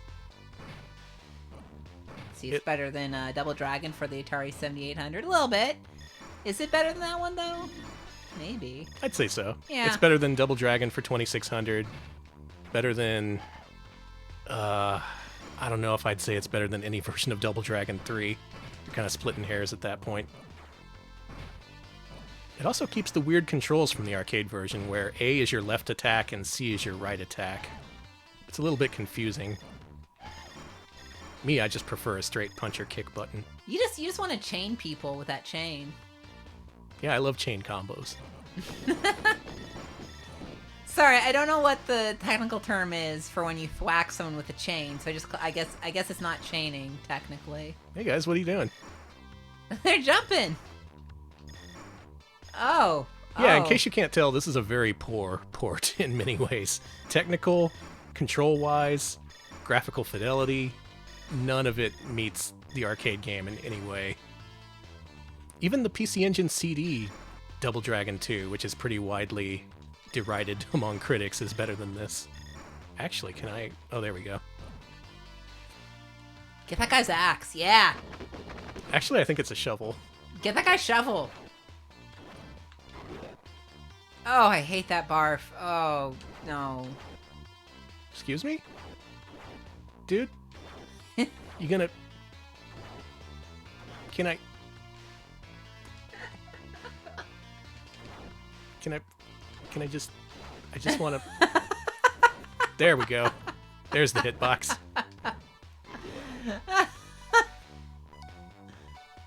That says 1312, doesn't it? Hell yeah. Okay, there's 1 point in this game's favor. But everything else, my god. How hard is it to fuck up a Double Dragon game? You run to the right and punch. That's it. You make it feel good to punch and kick guys, and you got a game there. If you fuck that up, what hope is there for you? Okay, we'll kill this guy here. Get his ass. I believe this is Burnov, is his name. Oh, my shovel. He took my shovel. Hey, I actually like the background music here. Yeah, this is pretty neat. Oh, this is good. It's a jam. Well, that's probably owing more to the original composition. Oh, yeah, fair. Still, it sounds good. Almost sounds kind of Commodore 64-ish. A little bit of SID chip in there. Oh, yeah, it does. And he disintegrated.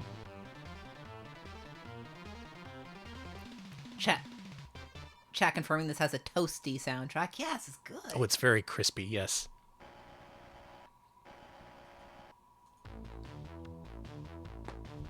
Man, this is super C64. Someday I'd like to cover all the Double Dragon ports. I think that would make for a good stream, because people fuck them up in so many varied and interesting ways. Even this is pretty fascinating, because this is a system that should be able to handle it. Even that unlicensed Double Dragon 1 port was better than this. As for Double Dragon 3, that's kind of up in the air. But that's Double Dragon 2, a Japanese exclusive. You can get it for your Mega Drive if you really want. But you don't have to. Number 4. This is a good one. This is a real good one. This is a pro pick. We got this one here in the States. I love it. Taito fans, tell me how much you love this game. Okay, so we got a sacred place. We got a temple called a skyscraper. Yeah. Uh-huh. Wicked group invaded the skyscraper and tried to take it over. All right. And this is me, the world's stiffest man. Oh, you are so tall. I could use a massage on everywhere. Yeah, you are so... You need to take a bath. It's like I just woke up from a 40-year nap. You need... you need some Epsom salts, honey. 100 Bits from Surface Kane, who says, I used to love playing this game in the arcade when I was a kid. Over the years, I forgot the title of the game, and when I eventually rediscovered it, I had my first ever... Oh my god, that thing I'm nostalgic for is actually garbage moment. Whew, I've had a bunch of Disillusionment. those. It's powerful. Look how far he can stand off a platform. He is hanging on by the tiniest pixels on his little booty. He's so strong. Oh, hey, Tess. Now, notably, this is a follow-up to Rastan, which is actually a great game, and a game that got some pretty good ports, including one for Sega Master System. This arcade game looks almost exactly like this. This is an excellent port, I would say. Unfortunately, the game itself is garbage. Oh, bye, Tess. For those of y'all new here, Tess is one of our wonderful cats, and she always she's a co-producer. Yeah, she always likes to make an appearance during the stream. I like some of the power-ups in this. You get the Wolverine claws. Look at this. You can cover your head to protect it from the sun. You get fireballs.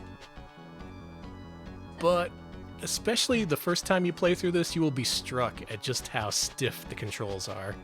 He's a barbarian, which means he's muscular. Maybe it's hard to get him to maneuver, but old Rastan's getting up in years, and he's not as responsive as he used to be. He is much bigger, though. And I mean, I relate on both counts. Well, Tess is rubbing up against my hand, so Oh, good baby. I'll let her know that you all say hi. Tess, chat says hi. This game is cool in some ways. You can attack up. You got a down stab. Actually pretty versatile. It's just he's too big. he's too dang big for these tiny blocky worlds that he's in. All right. Electric Boogaloo says that the port here is done by Opera House, who also did the ports of Midnight Resistance, Captain America, and Two Crude Dudes, as well as the recently released Mad Stalker. I have opened a fire now. I'm determined to hold my ground at any cost. I Same. love him. Man, Midnight Resistance was way better than this. But then again, like I said, this is a fairly accurate port of just an arcade game that was kind of shitty to begin with. It's not to say there aren't cool things about it.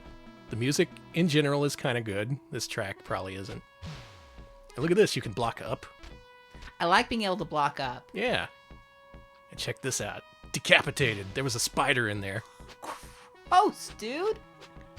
I kind of think the graphics were the focus for this because there's so many gnarly creatures in this game that are given lots of graphical detail. Hey, I've noticed we've been playing a lot of games lately with really gnarly creatures. Thank you. I really appreciate that. I love gnarly creatures. Me too. They were some of my favorites. See that kangaroo with a skeleton in its pouch who died in one hit? I don't even know if we'll see another one of those. I like the snakes off that guy's head. I'm tempted to try and learn to one credit clear this game. The Please. strategies are actually pretty simple. I'm really, really tempted. You should. There's a lot of bullshit, a lot of real tough jumps, especially later on in this game, but it's not insurmountable or anything. God, I love all these enemies. You have not seen a single enemy that I think is oh my god, the spider. Yes. I love the little pigmen that you've been stabbing. A lot of multifaceted enemies, too, that react differently depending on Look how at you that kill them. skeleton rat! That is a skeleton rat. Oh, they're so good. Oh. Do we rip. disagree? Is this not a bad game? I don't know. It plays pretty badly. It's bad, but... What do you not think, bad. Tess? Not everybody. But, yeah, no, it's, I think it's kind of good. But in the same way that, that, you know, bad games with good monsters, in the same way that, like, you know, Beast Wrestler is good. An acquired taste, you would say. Yes, absolutely a dried squid type game. Yeah. Less Kusoge, more Sudume. Look it up. I'm not going to explain it. Yeah, I'm not looking it up. Sorry, I'll look it up later. Second boss is Medusa. She's going to murder us. I especially like the enemies that also have swords and shields. They block you. They tend to have AI, and then they stab you. Alright, chat says it's bad, but it looks awesome. It plays bad, but it's got spirit. That's true. This game has a lot of spirit. It's bad, but it's awesome is a great way to describe this game. Rastan Saga 2. You can pick up a copy for real cheap. It's like $30. I recommend it. But then again, I'm twisted. You are twisted. I think that's the worst reviewed Taito game on this list, because we're entering the bottom 3. These are the worst of the worst. Irredeemable garbage awaits you with number 3, which is Nakajima Satoru Kanshu F1 Hero MD. Hey, that's a lot going on there. Yeah, pretty complicated title. Well, it's got this. Okay, alright. So, are those the people who are racing? My name is... Dog.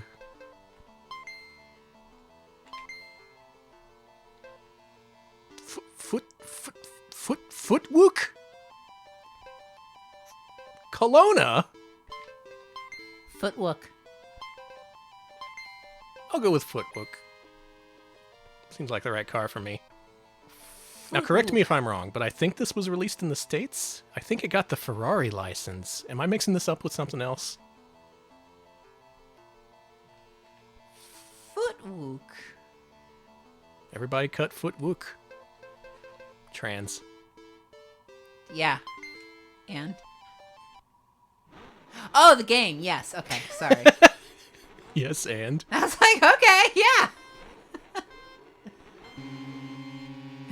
And here we go. It's shitty Monaco GP. It's a worse version of Super Monaco GP, which came pretty early in the Mega Drive's life. This was many years afterwards, and it plays infinitely worse in every possible way. Like, unbelievably so.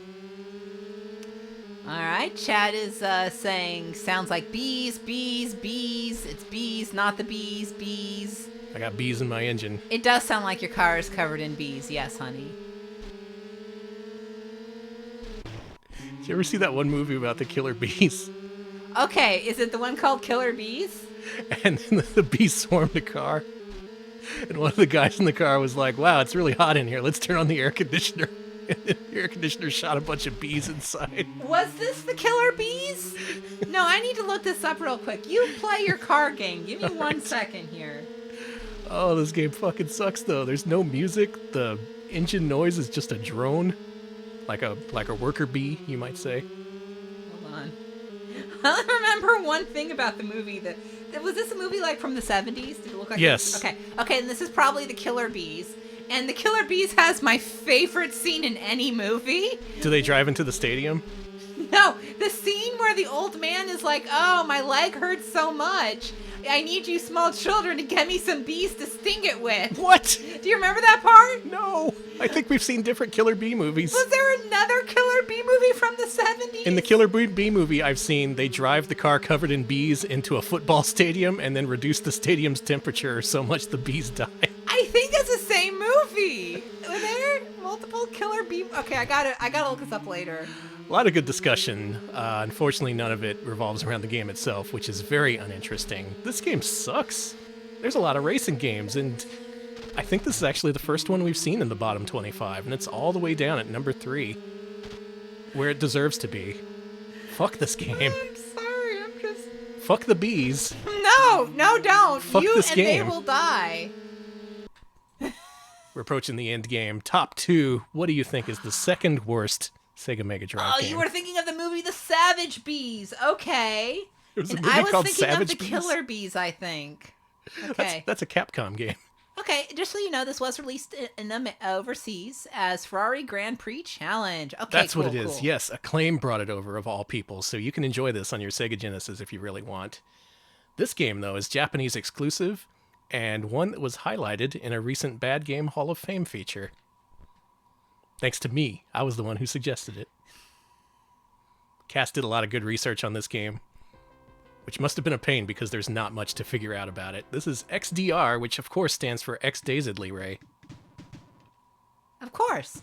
All right, so here's some info on the Savage Bees. According to Wiki, Savage Bees is a 1976 American television horror film directed by Bruce Geller. The plot follows a swarm of killer bees brought to New Orleans during Mardi Gras, and a scientist attempts to stop them. The only screened on television in North America, this film was released theatrically in the UK. It won an Emmy for Best Sound Mixing. What an Emmy. All the bee sounds, I bet. So, not to give too much away, but I did have plans to cover Mega Drive shoot-em-ups in mass.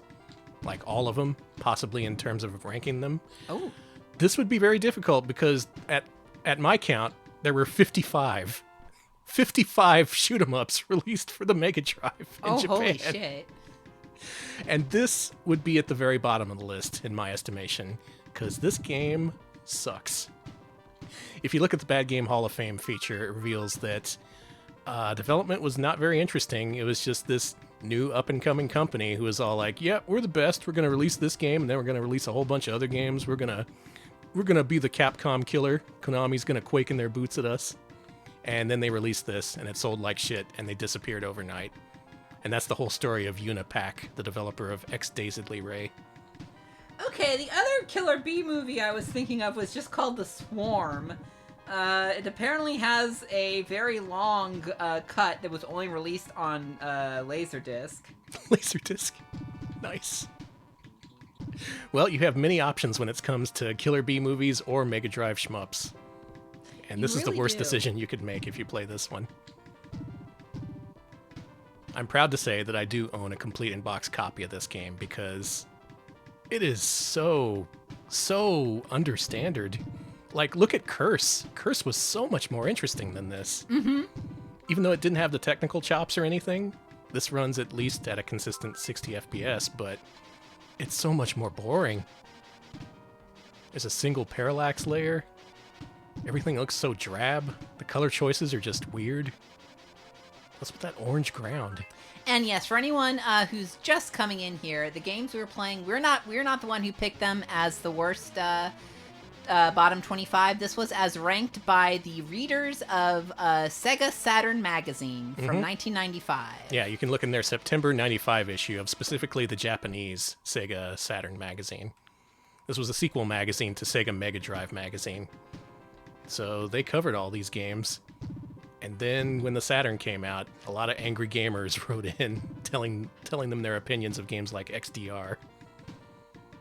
Let's try and beat that boss one more time. Have you seen a less interesting shmup in your entire life? That's my question. I mean, I've played a lot of multimedia games, so yes. True. What about console shmup? I've probably seen something worse on the NES, maybe the FDS, but... Oh, there's some bad FDS shmups for yes, sure. there are. Okay, boss time. We'll kill it this time. I kind of feel bad for recommending this to Cass, because usually bad games have really interesting stories regarding, like, botched management, or just crunch, or things that had to be cut. This game is just like, no, some no-name company bit off more than it could chew, and they thought they could make a good game, and then they didn't, and that's the whole story. Oh, fuck. I think that's enough X-Dazedly, Ray. What do you think? I think so. Is it time for the worst game? It's time for the worst game. Folks, what do you think the number one worst Mega Drive Japanese game is? The worst of the worst. A game that had to be officially released, officially sanctioned by Sega, but did get commercially released for the Sega Mega Drive in Japan. We're about to find out. Okay, we got some guesses in chat. Yeah. I've actually seen. Okay. Wow, Oh, a lot of good guesses. lot of very similar guesses. You know, I think y'all may be onto something. A little bit. Electronic Arts. So sick of seeing them this stream. They're like a fourth of the games on this list. It is indeed Sword of Sodom. Chat. Some people in chat caught this before the stream even started. Of course, Sword of Sodom was going to be on this list. Now, here in the States, this was released by Electronic Arts. It came in their weird little cartridge. This was just after EA broke the Sega Genesis protection and essentially strong-armed Sega into giving them a more favorable license deal, because they were like, well, we're just going to release this anyway if you don't give us an official license. Holy shit. Here in Japan, though, this is a Sega-published game. It says Electronic Arts, but Sega itself published this and put it in stores. And the reaction was disbelief. Yeah, give me 7. Make it easy for me. Nice. Now, do you want to be Conan the Barbarian or Red Sonja? Wow. I gotta say, they both are very well rendered. It's a good-looking game. This is a port of an Amiga game. Very graphically impressive on Amiga. Somewhat less so here on Mega Drive. Ooh, there he goes.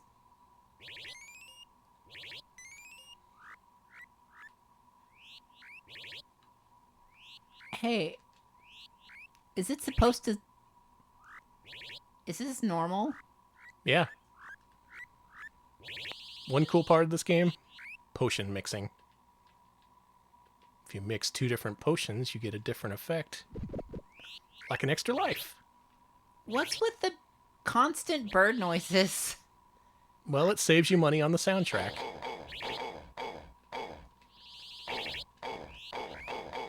Poke, poke, poke, poke, poke. Hey, her animation is, Good? What do you think of the jump?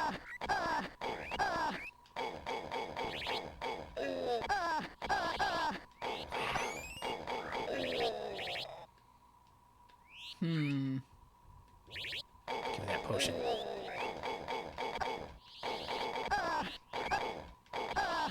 This is the strategy to beat the game, by the way. The low poke. Why does she scream like Nathan Lane? It's called sound design. Let's mix these two. What do we got? A shield. Nice. Of course, the turning is very slow. The jumps are weird because they're really high. High enough where it looks like you can jump over dudes, but you totally can't. Instead, you got to do this. Now, here in the States, this did not get a good critical reception. I remember this being reviewed in EGM, where they gave it like 3s and 4s. Hey, I don't like that when you die, your guts explode out of you. Look, Amiga. You gotta have some guts in there. It's also easy to get stun locked, trapped between enemies. There's my guts. I don't like that. I don't like the way they shimmer and have a nice little shimmer animation. Shiny guts. I don't like that. Oh boy, this is not looking good. Let's see if we can kill this guy. Okay, go, go, go, go, go, go, go. Shit. I guess you have to kill these guys. But there's so many of them and they look like shit. That's the thing. On Amiga, if you see the Amiga version of this game, these characters are twice as large. They take up the whole screen. It actually does look really impressive.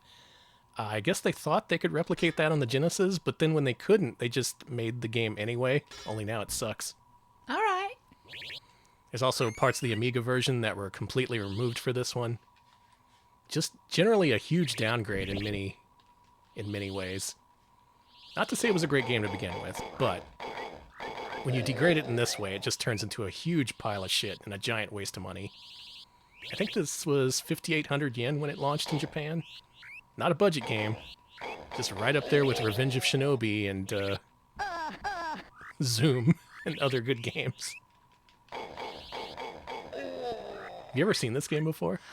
I swear we've played this on air, like on stream before, but yeah, we've definitely played this, I swear. Or I've seen it before, but it was definitely I've seen you playing it, and I remember my reaction being the same, which is, I hate it, I'm pissed off, I don't like this.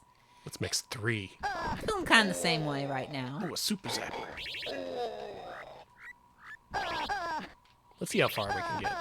Okay, a lot of people have been asking why the enemies are wearing bike helmets. Oh yeah, they are. I swear we played this for a Barbarian stream. Oh, we might have. Like on the original Amiga, yeah. We might have even played the Amiga version. Yeah, just trust me, the characters are way larger on Amiga. They were so huge, I remember that. Shit tier Golden Axe. I mean, you ain't wrong.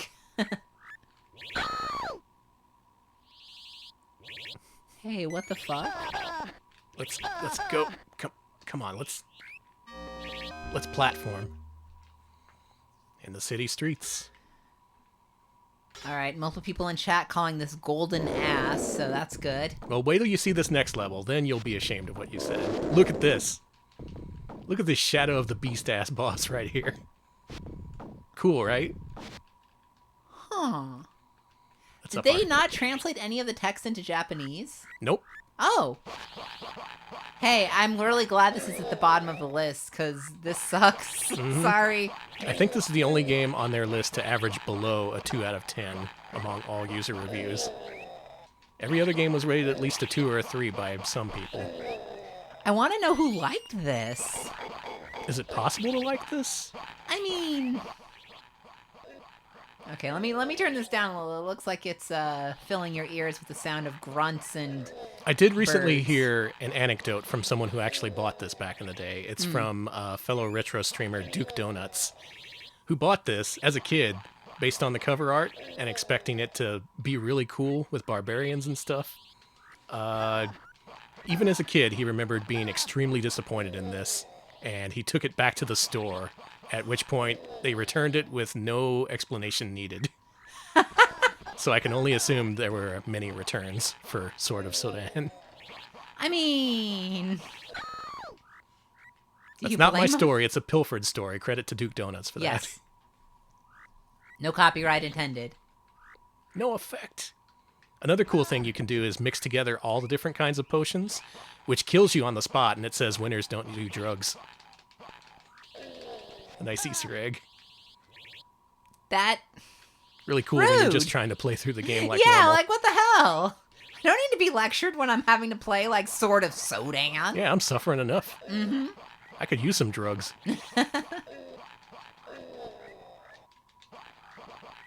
Blah, blah, blah, blah, blah, blah, ooh, blah, ooh, blah, blah, ooh, blah. Do you think this is what it sounded like in like the 14th century? Yes, it You was just all walk like... down the street and just go blah, blah, blah, blah, ooh, blah, ooh. Yeah, that's the old English dialect. Look at this dude. Whoa, big. He's a big. Let's use these two.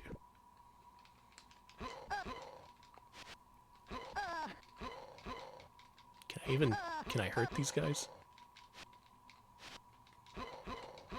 None of this is working. Oh, there we go. We just gotta get close. And then... Their little legs. Oh, yeah!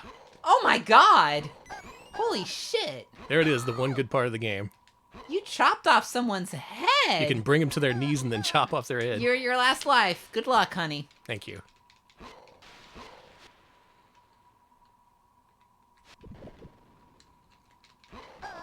Flame brand. Will that help? Yes.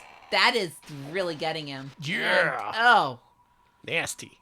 Nasty indeed.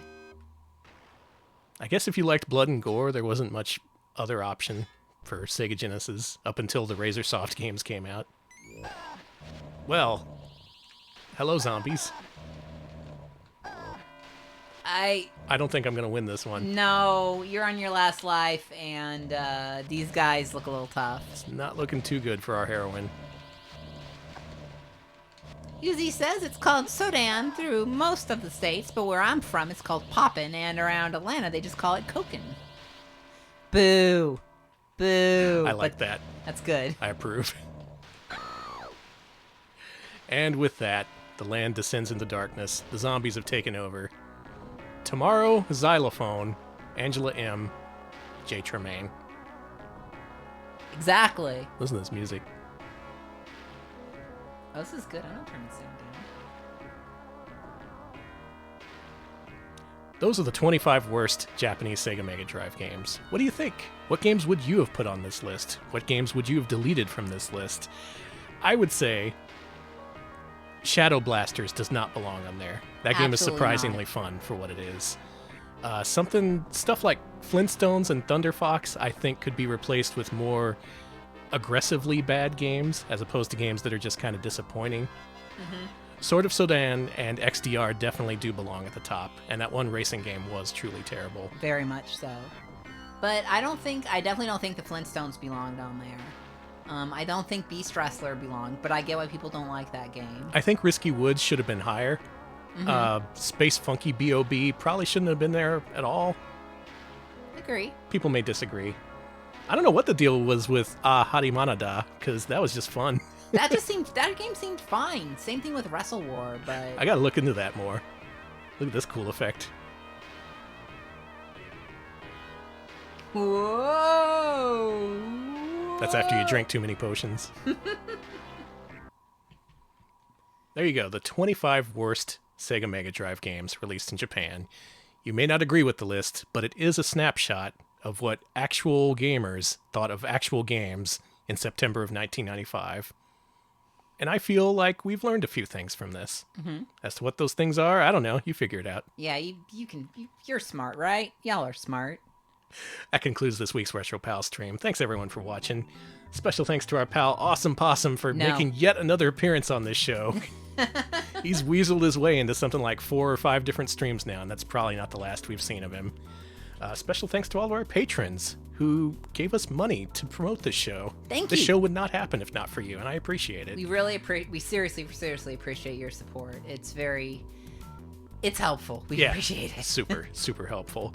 Next poll to determine what we play next Wednesday is going up Friday at noon, so keep an eye out for that. No idea what that's going to be. I'll figure it out. Don't worry about it. And if you want to check out that poll, just pitch in $5 a month at patreon.com/retropals. And you'll get access. You can pitch in any amount you want, but if you pitch in at least $5, you get access to our poll. So do think about it.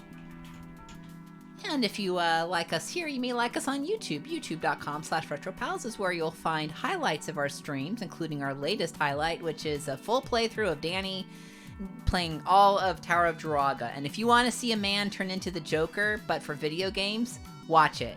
It's real good. That's a pretty good description. I didn't know how else to describe you getting Joker-fied. What am I gonna do? What are you gonna do? Oh my god, I don't even know what this is. You know what? I'm gonna do it. Okay, we're doing it. We are going to raid Jank Science Theater, a collective of people who are fond of janky games, which you might be too if you watch tonight's stream. Right now they're playing really weird looking Doom mods. A lot of ground to explore there. So much weird stuff, so much amateur hour gameplay design, level design, that kind of thing. Where's our stream? We're way up here for some reason. We should be lower. I agree. I shouldn't be so mean about us, but it's just true. Alex, any final thoughts while I type in this name? Final thought is that Tess is here, and I wonder if I can get her to make a noise on stream. Fat chance. Hey, Tess, say something.